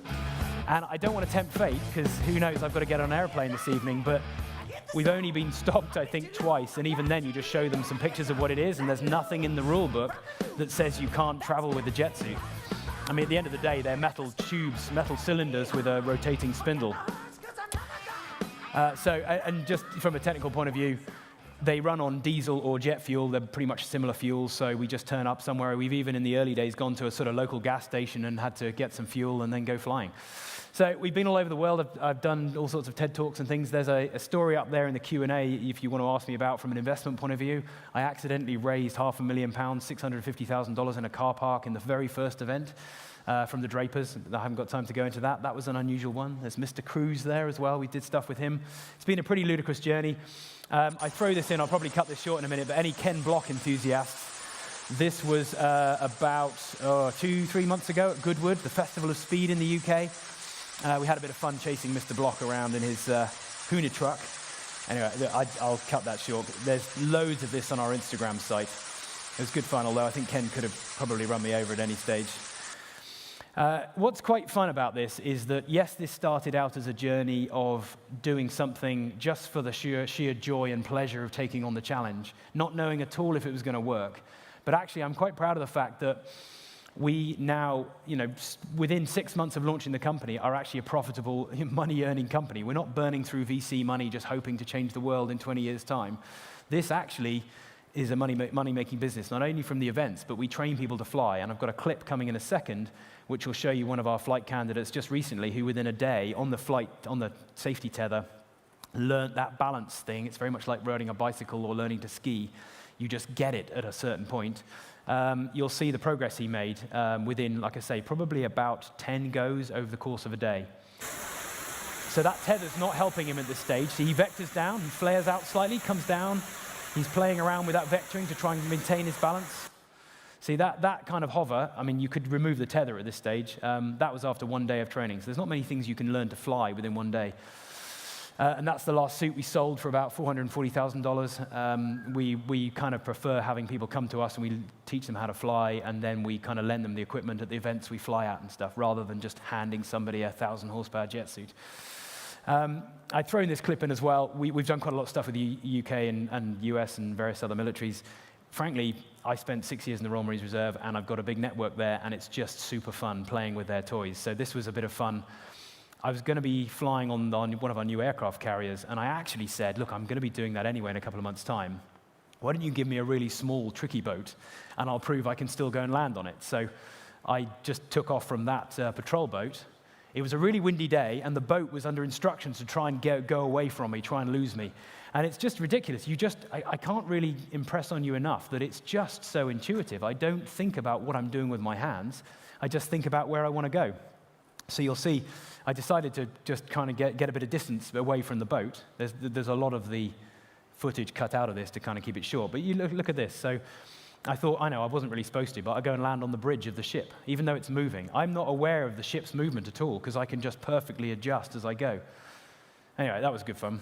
And I'm glad I didn't go swimming at that event. There's always a tiny chance you get a failure, and you never really want to do it in front of those kind of people. Anyway, this has proven a really big hit with kids and young people. We've flown at quite a few school events and done a lot of STEM events. I mean, there's a little collection. That was Shanghai. There's 4,000 kids in a stadium in Boston we did. We've done stuff wherever we can fit it into the diary. I've got a 10-year-old and an 11-year-old now and a 12-year-old. And if there's one way of getting them to stop looking at an iPad or an iPhone, it's to land a 1,000 horsepower jet suit at their school. Now, we aren't slowing down on the R&D. We've got a huge amount going on. The entire suit, unlike, frankly, the one I was flying earlier, which is a little bit of an older model, but anyway, I like it. Everything is 3D printed. This is a little snapshot of how the aluminium 3D printing works. another whole subject. You could do an entire talk on this, but it's pretty awesome technology. It almost allows you to take an idea, produce it in a CAD file, you know, on a computer screen, and just almost press print. It's pretty amazing for what we need anyway. And a subject which, again, I could spend a long time talking through is the new frontier. Now we can fly around so well. We can train other people. We've got about 7 people on our team that can fly. That VTOL flight, in other words, the whole pointing the thrust down, taking off, flying around, landing again, we can do about 40, 50 miles an hour quite easily. But what's really intrigued me for a while now is the idea that once you're doing those kind of speeds, your body naturally starts leaning because of the airflow. Well, what if you started adding little aerofoils, in other words, wings? I mean, you almost need to just watch a Marvel film and then just take some ideas from the film. But if you add little wings, then surely if you start to generate lift from wings rather than lift from blowing all the air downwards, that's going to be a much more efficient way to stay in the air, and actually gives you the choice of either turning the power down of the engines and saving fuel, or using more of that power to propel yourself even faster. So there is loads that we have done behind the scenes. I had the privilege of doing the annual address to the Society of Experimental Test Pilots in LA about 10 days ago, where I spent an entire hour going through the ludicrous journey we've been on. You've got a couple of hints here in what I'm going to show you, but this is such an exciting subject, and this is what's really going to change the whole game alongside everything else we're doing commercially. This is an example of the kind of crazy testing we do. So that wasn't me actually, that was one of my colleagues, doing essentially a wind tunnel test without a wind tunnel. You make the whole world your wind tunnel and drive 40, 50 miles an hour backwards in that truck, which doesn't do much else good apart from drive backwards on an airfield. And that's led to things like this. This was a test we did for a BBC show about a couple of months ago, and shows you kind of where we've got to. That big wing on my back, I feel funny showing that really, because it turned out that wasn't great. I'd never flown with that wing before we did this shot, so I just treated it as an R&D exercise. So you can see the leg wing. You basically just move your legs apart. The leg wing opens out just like a wingsuit. There's 2 little pockets that suck in air. There's air go in the pockets, it inflates. That lifts your legs quite flat. And then that upper body wing, the idea is that's supposed to then add even more lift. That upper body wing didn't really work very well, but it was good enough to get across this gap anyway. See, I've dropped my legs a little bit there. It's really funny when I look at some of these clips, you'll see the progress we've made in some of the other stuff I'll show you in a minute. Fairly quick. I don't know why one of my feet is pointing that way. I have no idea. I must be very imbalanced somehow. But that's not a bad, stable position. But you can see my arms. My arms are still pointing downwards, so I'm still blowing a lot of air downwards to keep myself in the air. We need to gradually remove that, where I'm almost entirely in that position. Anyway, it was a pretty good test. I didn't fall in the water. I delivered the piece of mail, which was the whole BBC thing. That's another whole story. I was supposed to deliver a letter to the Isle of Wight. It's a weird story, but it was a good excuse to go and fly to the island anyway. So that's an example of something. That was a pretty good milestone some months back. We've since gone even faster. The fastest we've gone so far is about 120 kilometers an hour with the wing. You'll see at the very end of this clip, at the very end of the talk, there's a really cool little sequence which will show you some of that. But if I take a step back and look at what we've done with these 90 events all over the world in front of some amazing audiences like you guys, the impact for any of you who were on the beach earlier 2 hours ago when I was doing the last of the 3 flights I've done while I was here, the impact on live audiences has been consistently pretty high everywhere we've been. So why don't we scale that up? Why don't we turn this into a race series? Why don't we have guys and girls learning to fly these and flying them round water obstacles so it's all safe? If you get a failure or they do something silly, you just fall in the water, the life jacket goes off, and you just float around feeling sad of all the work you've got to do to fix it, but it's safe. So why not use racing as the mechanism to drive the entertainment and the inspiration, and also, a bit like Formula One, the technology development? As soon as I say mine's faster than one of yours, guess what? We end up rapidly improving, trying to push the boundaries. So what I'm going to show you is a little sequence that was shot a couple of months back of a 4-pilot race. Again, we only did it in one day. We just shoved everybody together and just started filming it, and there's some fun. You might need to turn up the sound again, please.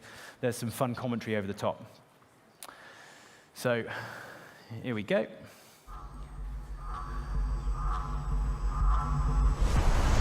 It starts right now. Let's see what happens.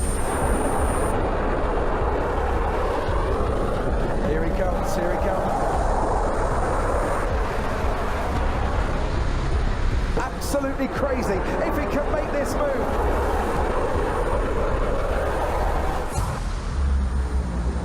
That is a very neat move indeed. He's still a little bit under pressure. So they are giving it everything here. Is he going to go inside or outside? There's a terrific scrap here. At the moment, side by side. That is absolutely epic. Wow.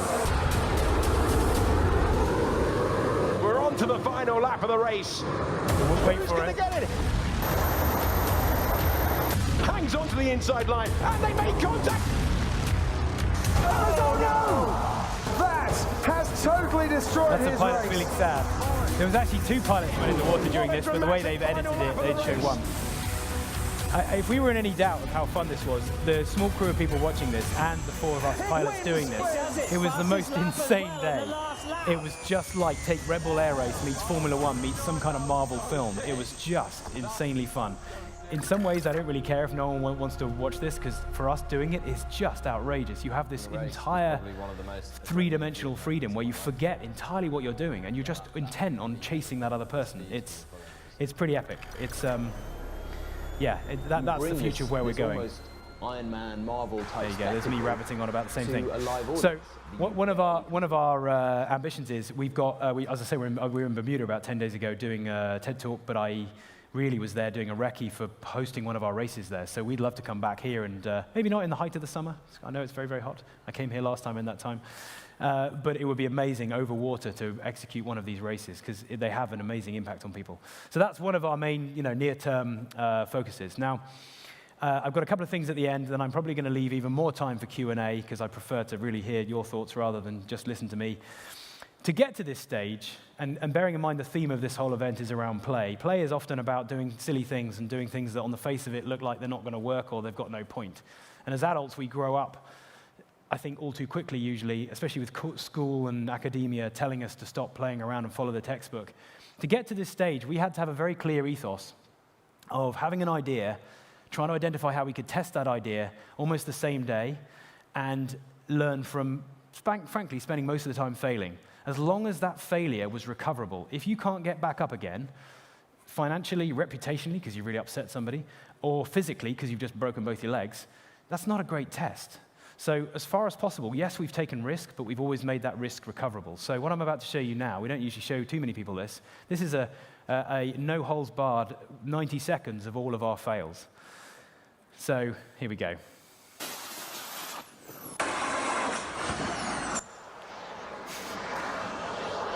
A lot of these are actually either pilot error or fuel. That was pilot error. There was nothing wrong with the equipment there. He just didn't like the flag.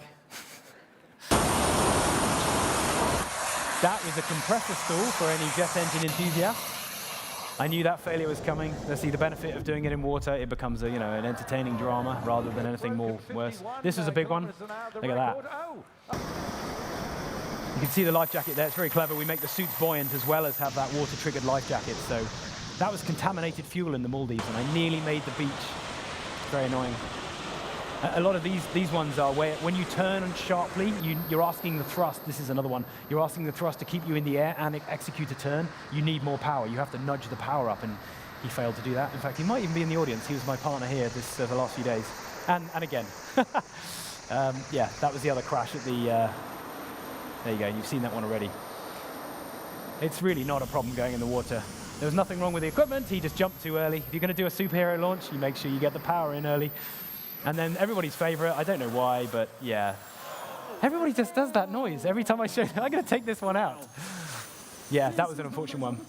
This is why, even though we've had amazing reliability these 90 events, and I'm glad to say that now I've done the last 3 days, we still have this humility that, you can't remove every risk. I mean, crikey, the airplane I'm going home on tonight isn't absolutely perfect. I'll happily say that. But if it gets an engine problem, it can pretty much do a bad effort of gliding, even with no engines at all. With this system, it doesn't do that. That's why we don't go super high, and if we're doing anything more aggressive, then it's over water, and then it's fine. I was going to end this as well, rather than end this on showing you all the falling over.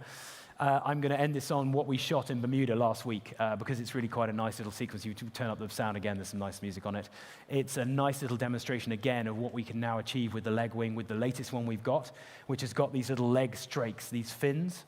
They have been a revolution, really, and it's so fun discovering these things. As you're flying along with just the leg wing, you've got something called yaw instability. If you ignore this leg, you actually slip and slide through the air like that because you haven't got a tail. So we worked out that if you put a leg strake on each leg, and it looks, again, something like out of a kind of superhero film, that creates like the feathers on the back of an arrow and means that you keep directional stability to a much greater extent. And it's been so good that I can actually fly along and actually kind of aerodynamically turn like a wingsuit pilot or even like a little jet fighter. So yeah, if you want to enjoy this, and then we'll go to the Q&A.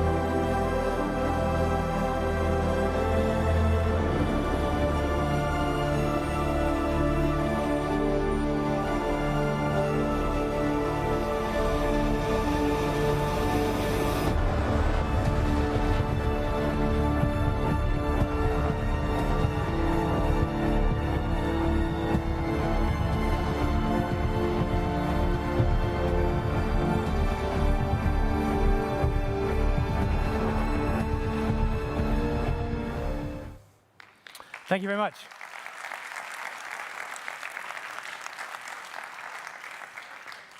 Now that was amazing. Thank you. I am so thankful that you're in one piece, to be honest. Thank you. Every time I see one of those bloopers, I say, oh my God, thank God he's here. Thank God he's talking to us. Wouldn't it be stressful if I did the talk first and then said, right, the next 3 days I'm going to go and hopefully not add to that list? Yeah, it's much better doing it this way. Oh my God, I'm so glad. Thank you so much for that amazing talk, and it's very inspiring. For some reason, I couldn't get the marvels out of my head when I was listening to your talk. So do you get that a lot? I genuinely didn't wake up one morning and think, gosh, I have to make an Iron Man suit. But yes, as we developed it, we started to realize that actually it did have a sort of parallels with that character. And having even flown at Comic-Con, I've now got a whole new respect for the fact that science fiction does represent this unbounded human creativity. And in a way, we kind of look at that imaginary character and think, gosh, I wonder how many of those things we can kind of achieve. Oh, yeah. And actually, we had a very lovely experience with the graphics design team behind the Iron Man 1 film, reached out to us and said, all the stuff you see in the Iron Man 1 film where he's kind of all learning and smacking into the walls in his garage and everything, they had to make all that up, and they had to guess what it was like. And you see from, especially the tether clip where I was like spinning around, they looked at all that and thought, oh my God, this is what we imagined it would be like. So that's been a fun process. You can just give them your bloopers. Yeah, no, indeed. All right, thank you so much. And we'd like to open up the questions for the audience. We've got a question over here and a couple over there. So we start with this gentleman over here, maybe. Could we put that tile up with the hashtags up as well? Just because I was going to say for Instagram and stuff, I put all the flights from the last 3 days on Instagram as well. So I don't know if you can, while we're talking, pop that up. But yes, questions. Yeah, my question is, a lot of the R&D you talked about is basically the wingsuits and stuff like that, but you never talked about improving the engines themselves. Yeah, the turbines. Yeah, why is that? That's happening as well. It's because I had 25 minutes to share a ridiculous, I could go on for hours with what we're going on. But yes, good question. So the next generation of turbines, particularly the ARM ones, are going to be insane. This doesn't sound believable, what I'm about to say, but the startup time, for again, any of you who saw it at the beach, you instigate start, and it takes usually about 60 seconds to come up to idle and then take off, which is still not bad, right? There's not many gas turbine aircraft that can do that. The next generation, thanks to some major changes internally, is going to be 8 seconds. You could just click start, 8 seconds later, go and take off. That's kind of getting superhero, almost. So that's coming. The next generation of ARM engines are going to be a tiny bit bigger, put out a huge amount more power. We've got some changes coming with the rear engine as well, and we've just built, no, we haven't shown anybody this yet, a monster of a machine where you actually steer it like a bicycle, so you're not taking any load up your arms. Not that it's difficult, but we've got about 1/4 of a ton of thrust, so you could just kind of haul. It's massive. You can carry massive amounts of equipment. So all of that's going on in parallel. And we've even built an electric version as well, but the challenge with the electric one is the energy density versus the weight of the batteries. But I put my then 10-year-old son, I've got 2 sons, so I had to spare one, on the safety tether, of course. And that worked reasonably well, but it's so hard because of the weight of the batteries. But yeah, loads of that is going on too. Okay. Yes. All right. Would we take another question, maybe? Over here, the lady who has her hands up. Sorry. Can we wait for the mic? I can relay if you want. I can just relay. Do I think it's going to be commercialized or commercial?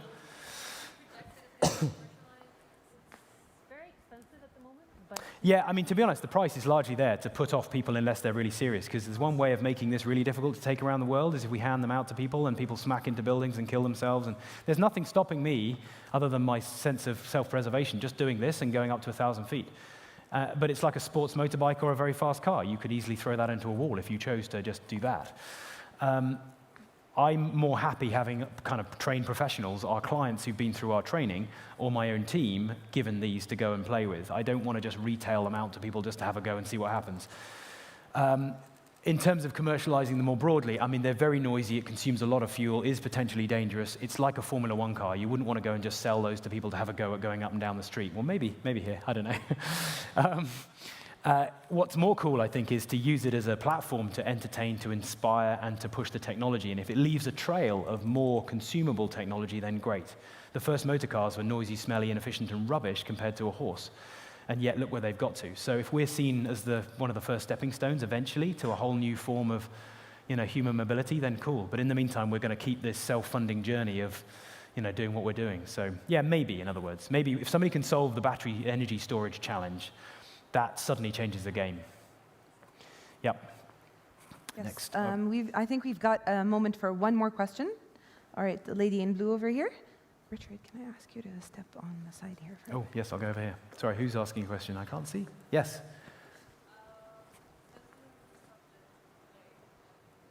Oh, I can't quite hear you. Can you find that? Okay, sorry. I was saying, since we're on the subject of playing, and you basically started this thing because you wanted to play, how are you navigating this being used as something to have fun with, while in the future it could be used for something more serious, like defense forces, like actual like travel? How are you navigating moving from play to actually potentially maybe even very serious, very critical usage? Yeah, the military thing, it's kind of different because I was in the military for a bit. There's the age-old argument that every technology gets looked at from an offensive point of view, if you see what I mean. Is that a reason just to not do anything there, or is it, from the search and rescue point of view, or getting people out of situations? I think, embrace the potential, learn as you go. That's a whole wider philosophical debate. It's not a major part of what we do. Frankly, the 10-year-old inside me loves going and playing. I literally am flying back to the UK tonight to tomorrow morning fly for the Royal Artillery to prove that if I was a person who would fix a heavy artillery piece, I could fly in and fix it in the field and fly away again. I'm literally doing that tomorrow. So, who wouldn't want to go and do that, because it's a ridiculous thing to go and do. But it's a really good question. How do you transition from a play you saw messing around, falling over in a farmyard, to something that wants to be a bit more grown up? That's really interesting, because most companies, I think, struggle with this. They start often from a small bunch of innovators and develop a technology like GoPro, for instance. I'm going to be slightly mean on GoPro for a second. Amazing breakthrough. They changed the whole attitude towards the quality of filming on a tiny scale. Would you argue that they've kept that pace of innovation up? Ooh, that's a hard one to really agree with. How do you scale, but also keep that, humble yet aggressive sense of exploratory play, and not just turn into a furred up, large bureaucratic corporation? That's really difficult. I'm not saying GoPro is exactly that, but That's a really difficult one. I mean, we're pretty early stage. We're a couple of years, 2.5 years since we launched. We're still very much in the play stage. But that's a really good point. I don't really have an answer to that. I think keeping a watching brief on the risk of losing sight of that original spirit, but also being grown up and organized. And I mean, you know, delivering 90 events all over the world without incident anywhere, you know, I suppose speaks for itself. So it's a difficult balance. Good question. Unfortunately, that's all the time we have for questions today. Thank you so much, Richard. That was delightful and lovely to see. If I can just say, because I don't think the tile went up, so on Instagram, the handle, like I say, we've had fun filming here for the last few days. It's a take on gravity, as in fight it, take on gravity. It's all on there. So. Take on gravity. Yes, thank you very much. Thank you so much again. A round of applause. Thank you so much. Yes. All right. تمام.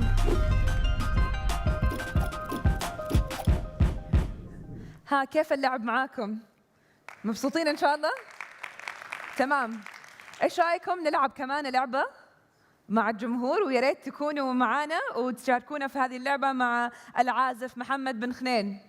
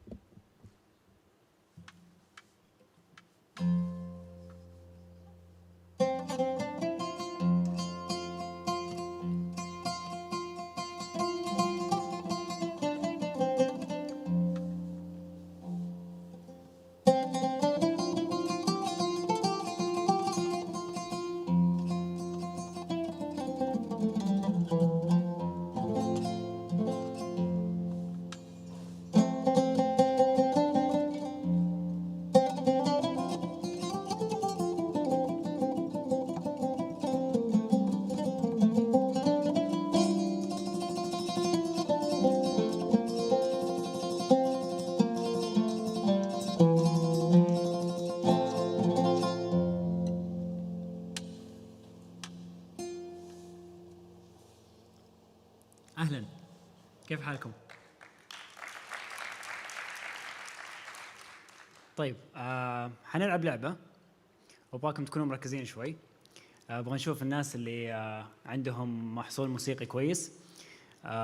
راح نعزف مقاطع من أغاني، غالبا راح تكون أشياء شوية قديمة كلاسيكس. والمطلوب منكم إذا تعرفون اسم الأغنية تقولوها بصوت عالي. واضح؟ أوكي، نجرب نسوي تجربة نشوف إذا الفكرة واضحة ولا لا. طب أنا حقول شيء زي كذا.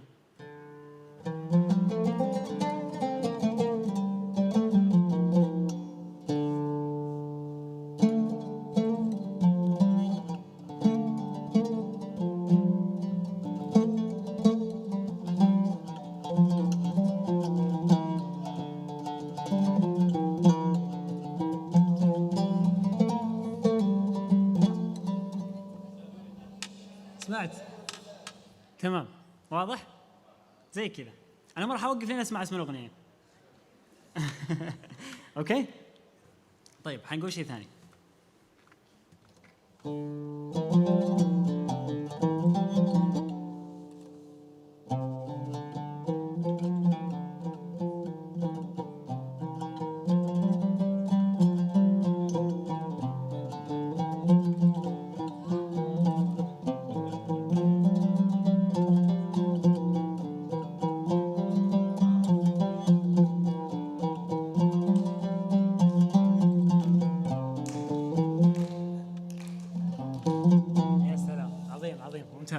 ممتاز جدا. طيب احبك لو تكون حاضر. طيب هذه بتكون اصعب شوي. حساعدكم لنفس الفنان. طيب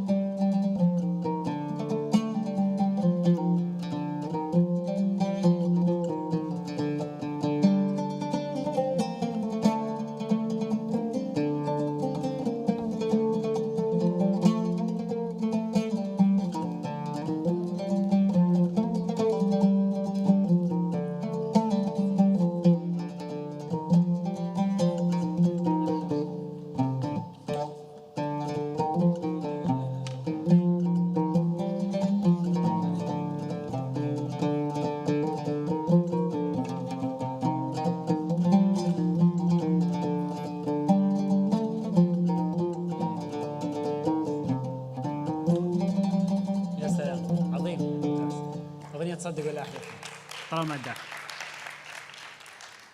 طيب ناخذ واحدة بعد، هذه شوية أصعب.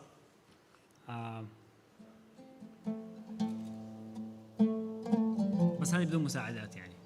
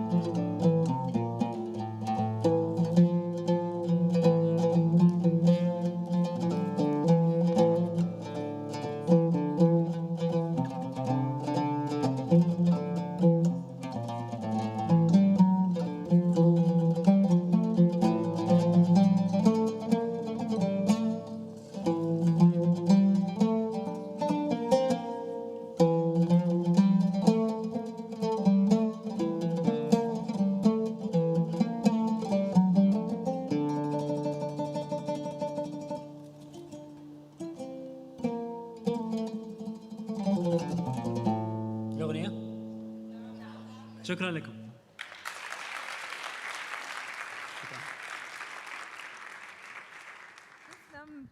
تسلم يدك محمد، شكرا ليك. كيف كانت الفقرة؟ جميلة صح؟ شكرا ليك. تمام، والآن وصلنا إلى آخر متحدثة عندنا اليوم وحبيت أعرفكم بيها. So, have any of you as a child went to Toys R Us and was asked by their parents to buy only one toy? Yeah? Remember that? And you actually did a strategy of, you know, this time I'm going to get this toy, or this time I'm going to get that. And while you were busy thinking about the strategies and conquering your one toy that you really wanted, people in the backstage, people or people behind the scenes were actually researching to create these really nice toys for you. So, and our guest today is actually one of them. She's a play expert and she worked as a consultant for over 20 years. She came all the way from London to share with you her great philosophy in play. Everyone, please give it up to Miss Yesim Kunter.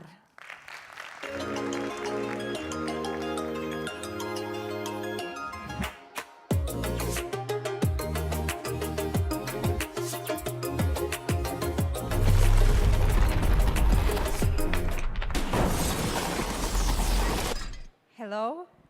It's super exciting to be here with you today. I'm very excited to share my whole experience about play, and we were just playing actually just a couple of hours ago, and we had such a great time.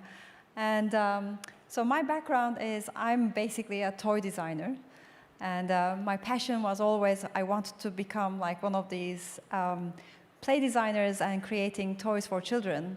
But I guess I was a child by myself, and that's why I said and I'm originally Turkish, so I'm just going to come to that part. And in Turkey, during time when I was growing up, we didn't have any toys, so I was always making my own toys, and I really wanted to be in that fantasy world and trying to see, you know, how we can actually move from one imagination to the other one. So I was looking for all these kind of materials and making things together out of them, and then all of a sudden, I found myself being in New York studying toy design. And this image for me is really important because I think it's the expression of how playfulness actually comes in different cultures. And this is from, you know, Turkish Ebru, and it's a marble art painting. And I think it's the beauty of it is like how color actually goes in and changes with just one dip of it, and you can actually shape it and make something beautiful like this one. So that's why I kind of feel like play actually happens in every part of our lives. You don't maybe calling it play, but it's actually your playfulness that comes naturally. And when we ask the question of what is really play, as I said, it's kind of like it's in every detail you can find it. And in this picture, it's kind of like you see the light play. It's quite amazing like, what you can do all these with the imaginative words. And this kind of looks like a very ghosty, but it's actually done in time. So play has this amazing timelessness inside it. It's this amazing way of actually losing yourself. And it's such a voluntary thing. So you are actually not forcing yourself to be inside it. So that's what you see it in children. You can't force a child to play. It's basically they are going to be playing, and if they want to be playful with you, they are going to come naturally into your world. And the most important thing is like you have been watching this amazing inventions and everything. It's like a play really is the highest form of research. It's because your mind is actually looking at different things. You are almost like scanning different kind of information, and your mind actually picks them up. They are actually putting all these kind of like small bits of things together so that you can make sense out of them. And that's why I love this image, because this is when the children are actually playing with a robot, and the robot was making kind of like random images, and they were trying to make some kind of sense out of them. So this is the time they are really researching and observing and exploring different things. And you know, the most amazing part of the playfulness is actually when your mind is making relationships with your nerves. It's the neurons here you are seeing. It's an amazing painting. They are actually making combinations. So every time, since the minute even just conceived and all the way till you die, you are actually making enormous amount of connections every minute. And with the connections that you are making it much more stable. So you know, in every play, you make so much more faster connections. It's because that's the time you are immersed into that experience. You are really, truly there, and you are not realizing it even. So even if you play like 1 minute or 2 minutes of kind of like a word game, you are just going to be immersed into it. And adapting yourself, I think that's the most important thing. This is coming from me, from my personal experience. When I was doing a lot of play research and play experiences and all of these things, I suddenly lost my dad. And during that time, I was trying to figure it out how I can make sense out of it. So because it's kind of your identity, and you start to see yourself from different perspectives, you understand that we have different foundations. And adaptation comes when you are actually letting yourself to play, and you are starting to make new connections with it, and you start to find and build a new identity for yourself. So it's exactly the same thing when children are actually, from the start, they are first of all trying to understand who they are, how they can even make use of their hands, how they can even make use of their, feet so that they can walk. So this is exactly the same thing. You start to find your fundamental pieces, like how you can make sense out of the world you are in. And it's a compassion. It's very compassionate. It's in play, the minute that you are going to, for example, this is a really amazing story. It happened in the north of the world. And when the huskies are actually being chained and the bear comes along, almost going to attack, and then all of a sudden one of the huskies are waving their tail, kind of giving the impression of that we are playful, we want to be in connection with you. So then the bear stops to attack. It decides not to attack, and they start to become friends. And this whole relationship starts to continue over the years, and it becomes like a ritual. So in play, it's the fundamental thing for our own cultures to be created. Because of our senses we are living, we are actually, for example, we dance, we eat, what we sing, and all of these things becomes kind of like a playful activities which creates the rituals, the habits, and as a result, it becomes the cultures that we are into it. And so it's super important to create that empathy while you are playing. And it creates a positive way of looking at things. So for me, it's every time I look at any shadow or any kind of cloud, or even looking at the nature itself, I start to see these kind of like a beautiful playfulness into it. You are actually, at that time, you are playing with your mind, like how do you actually trick it, and how can you see different things all at once, although they are kind of factual in front of you. So this is this image just a coincidence that I saw a heart over there, but you can see many things. The other day, I was rowing with my friends, and I saw the trees. They kind of created like a terrier almost drinking water from the river.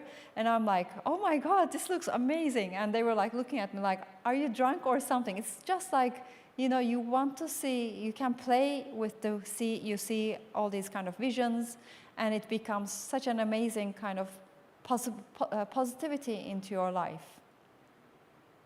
And humor. I think humor is the most fundamental piece in our lives because that's the time you make different kind of unrelated connections.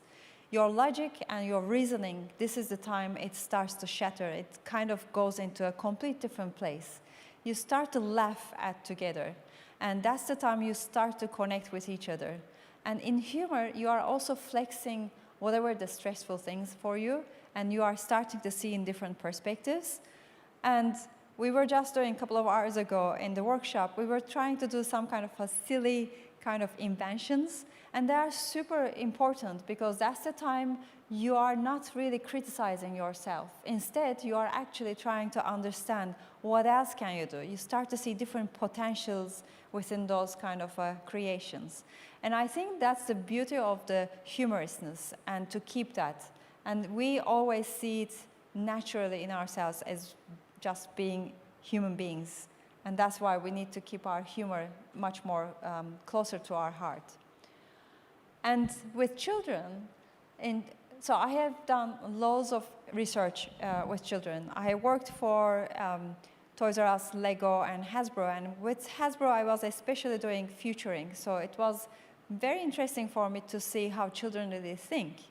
And when you are researching with them, you have to be observant, of course. You can't go and ask them, like, what do you think about this? You really need to almost observe them and be like them. And you start to very quickly realize they are always in these kind of like fantasy worlds. They are kind of, they see a stick and they almost create a new friend next to them. They are walking around with that stick friend, and they are like making up conversations and stories. And it becomes such a beautiful, fundamental thing because they start to create their narration within themselves. That narration actually becomes their inner talk when we grow up. So every time we are kind of talking these days, go and talk to your own inner child. That's the child when he was a child, really a child, playing and making up these stories. And what is amazing thing is, this is super fundamentally important because every time we do metaphors, every time we create fantasies, every time we create some kind of stories, we are actually making them tangible in our own lives because they become kind of like a fantasy-looking thing becomes a tangibly, really serious thing that you go outside and you make changes. And this is the part you are going to see in the case studies that I have done, that how this fantasy and reality kind of became a reality for me in the adult life. So scientifically, in play, because we have so many sensors and we kind of start to make sense of our world, we actually make all these connections and we make them tangible. So play has different types of play, and we call them object play, symbolic play, active play, and then games, which is the rules, and also we have the social play. And social play is fundamentally important because you become socialized, but you can only do it in the proximity of people. And this is kind of like interesting because then you collect all this information. So I'm going to tie this into play and innovation, how it happens. Those kind of research, those kind of information, they come naturally to you. But you have to know how to make sense out of them. And this is the part which is like information and knowledge. When the information becomes a reality, it kind of becomes really tangible, really stepping stones, actually.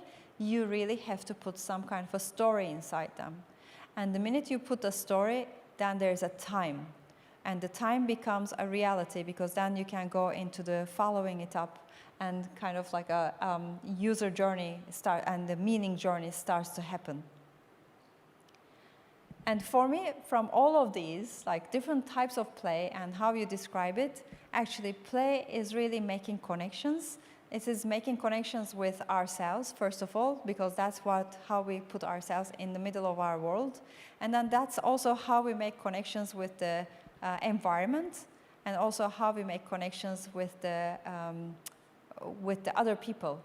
And it's interesting that when you look at children, again, at the age of 4, the theory of mind just develops, which means they are just trying to understand that there is somebody else other than them. And that's the time you really have to be playing, because that's the time you are actually going to make the best connections. And that's why for me, play is not just about play. It's not just about for the fun, or it's not just about the, being physically fit, but it's really all about actually going into deeper level of making the connections to be able to make better meanings for your life.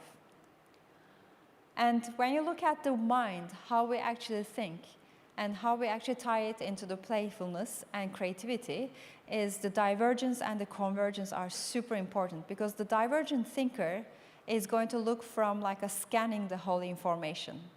And the divergent thinker is going to use the imagination, the emotions, the empathy, and everything. But the convergence is also important, because that's the time you are making the lateral connections.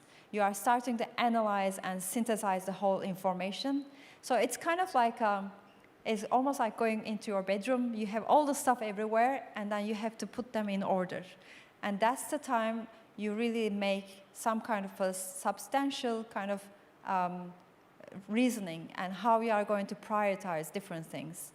And those two, they work together. They are kind of like a bird's wings. They come together so that you can become really creative. And that's the time the story, the culture, and everything really works. And that's why playfulness fundamentally is important, because that's the time you are going between the right and the left brain. You are kind of jumping different ideas, putting them together, organizing them, but also recreating everything. And I think there are great products out there which can be seen as playful at the end. One of them is, of course, the Velcro, and how it is coming from. It's from the nature. You look at everything, and if that person wasn't a playful person, then you wouldn't be able to come to the idea of the Velcro can become from a plant which was always annoying you while you are running.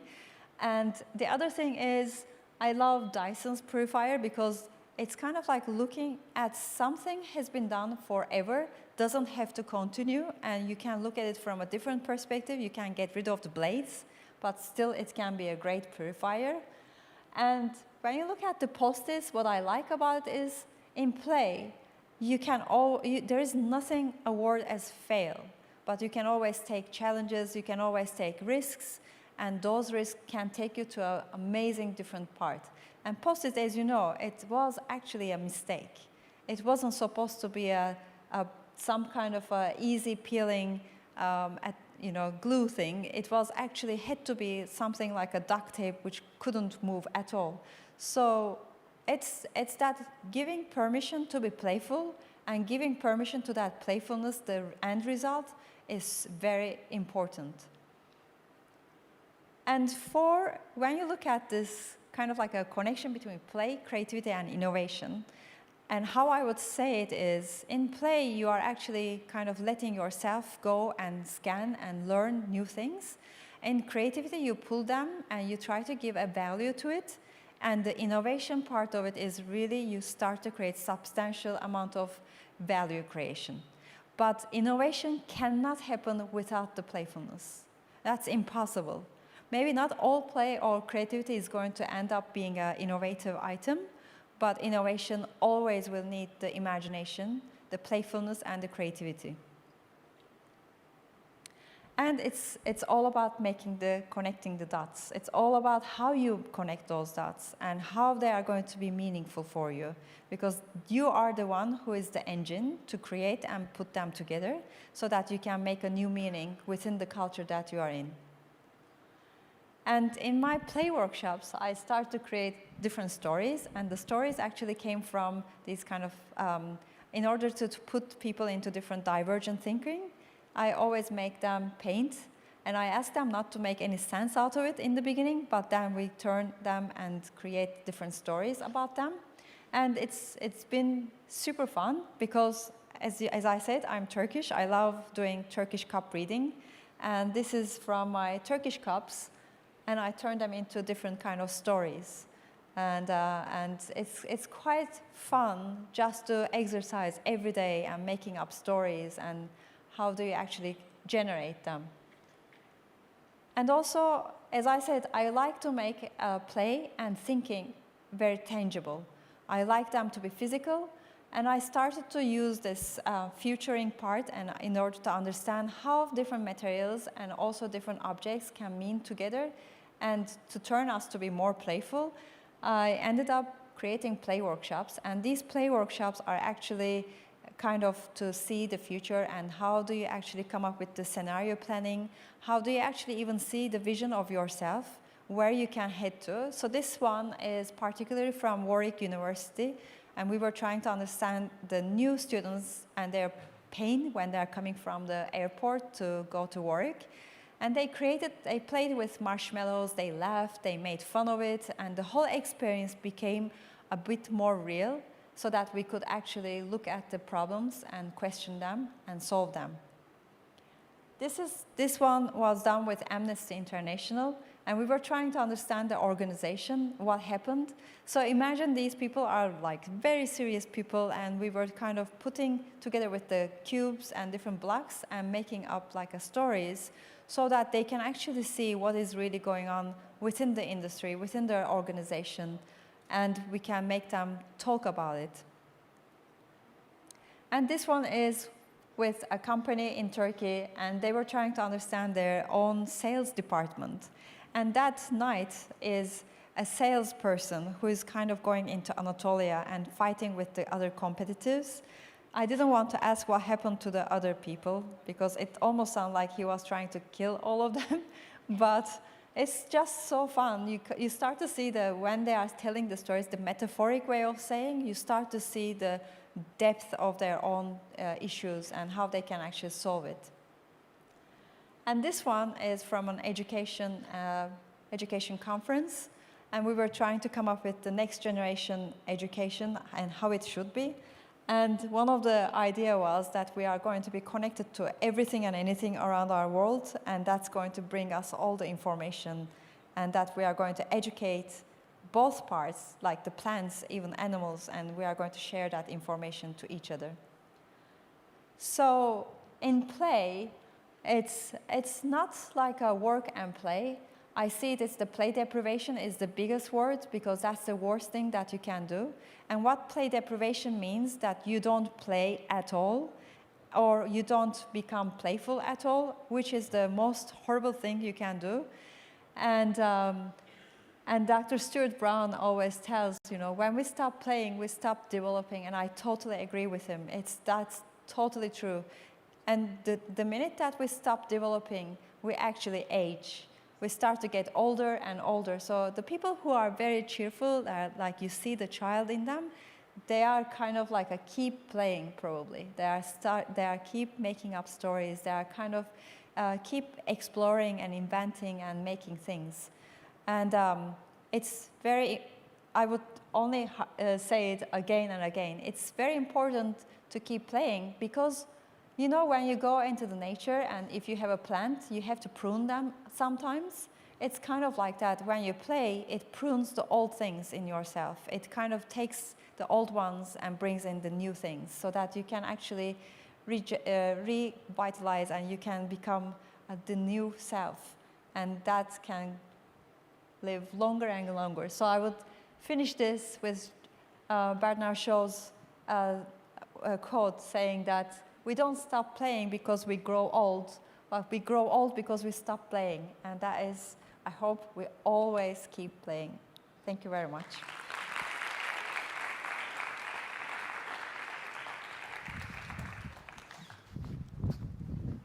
Thank you so much, Ms. Yesim. That was wonderful.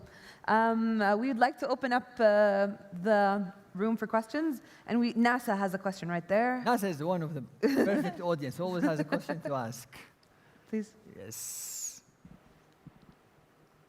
Hello. I have a question about what's your opinion about more kids moving towards playing on their tablets or phones or whatever? Do you think that type of play is also helps with creativity and all that? That's a good question. Yeah, that's a great question. That's like a common, most important question. I can give you so many, I mean, I can talk about it whole day, but I'm not going to do that. Very quickly, I'll say there are so many different ways to look at it. I think we need to understand that the technology is just a tool, and playfulness is our way of interacting with the world. So it depends on how we take that digital world and technology, and if it enhances our creativity, then I think we need to be using. And there are things that are really nice platforms are being created. So I would highly recommend them. For example, like Scratch, MIT Media Lab Scratch is amazing platform, even though it's a digital world, and there are some digital and physical converged kind of toys coming up, and we will be seeing so much more of them. So I think it's the moderation is important, and what kind of content you are using, and why you are using it, and how you are dealing with it, and which age group. So there are so many different levels of it. But I would say the physical interaction is the key. That's no question. But I think we need to learn the other digital part and platforms. And then we need to learn how to deal with them. Because both worlds have the creativity, definitely. All right, Nice. great. Thank you. So do we have one more question in the audience? Because if we don't, I have one. So, Go all right. ahead, I guess. Let me go with where do you see the future of play going? Future of play, I mean, first of all, play is not going anywhere, right? It's our fundamental need. I would say it's a need. It's kind of like oxygen. If we get rid of play, forget it. Yeah. It's finished. So it's not going anywhere. It's just going to become. I see a couple of different actually versions of it. One of them is every one of us are becoming playful. I think we are giving the permission to be playful, even the adults, which is a great thing. We see more and more, we talk about play and how it is important, the power of it. At the same time, we see that there's so much digital and physical kind of meeting points, the screen time, that's becoming a lot of playful. And then also there is a backlash towards the screen, which is taking you to the outside world, and you are actually becoming more about nature, more connected with the outdoors, and no screen time. So you start to see that's also emerging, that people are trying to be staying away from that kind of like non-interactive worlds, not like I would say non-proximity interaction, because in the screen, also in the digital world, in social media, you are interacting in some way, but not in a physical way. So, but basically, sorry, to answer that, there is a merge between the physical and digital, and then also there is an area which people are going to be staying away from the digital to keep themselves very playful in physically. Okay, great. Nice. All right, I think we can wrap up now. Thank you so much, Miss Yesim Kunter. That was beautiful. Thank you. Thank you, Yesim. طيب.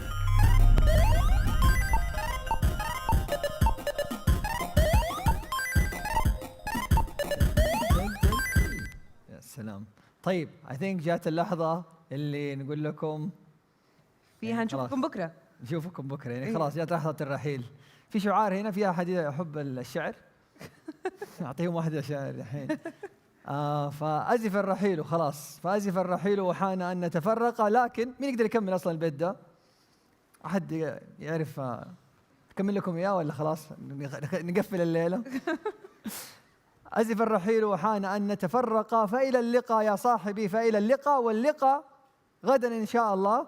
لكن قبل لا تروحوا نقدر نقول لكم واحة المعرفة الآن تقدروا تروحوها الآن، فيها I understand there is some refreshment, صح? And you have a networking session. Some of the speaker will be there. So توجهوا، ممكن الآن نتوجه إلى واحة المعرفة. وبكرة إن شاء الله عندنا متحدثين كثير، وحيكونوا يتكلموا نفس المواضيع في اللعب وفي الرياضة وفي الأثر النفسي للعب. فلو سمحتوا تعالوا لنا بكرة ونستناكم.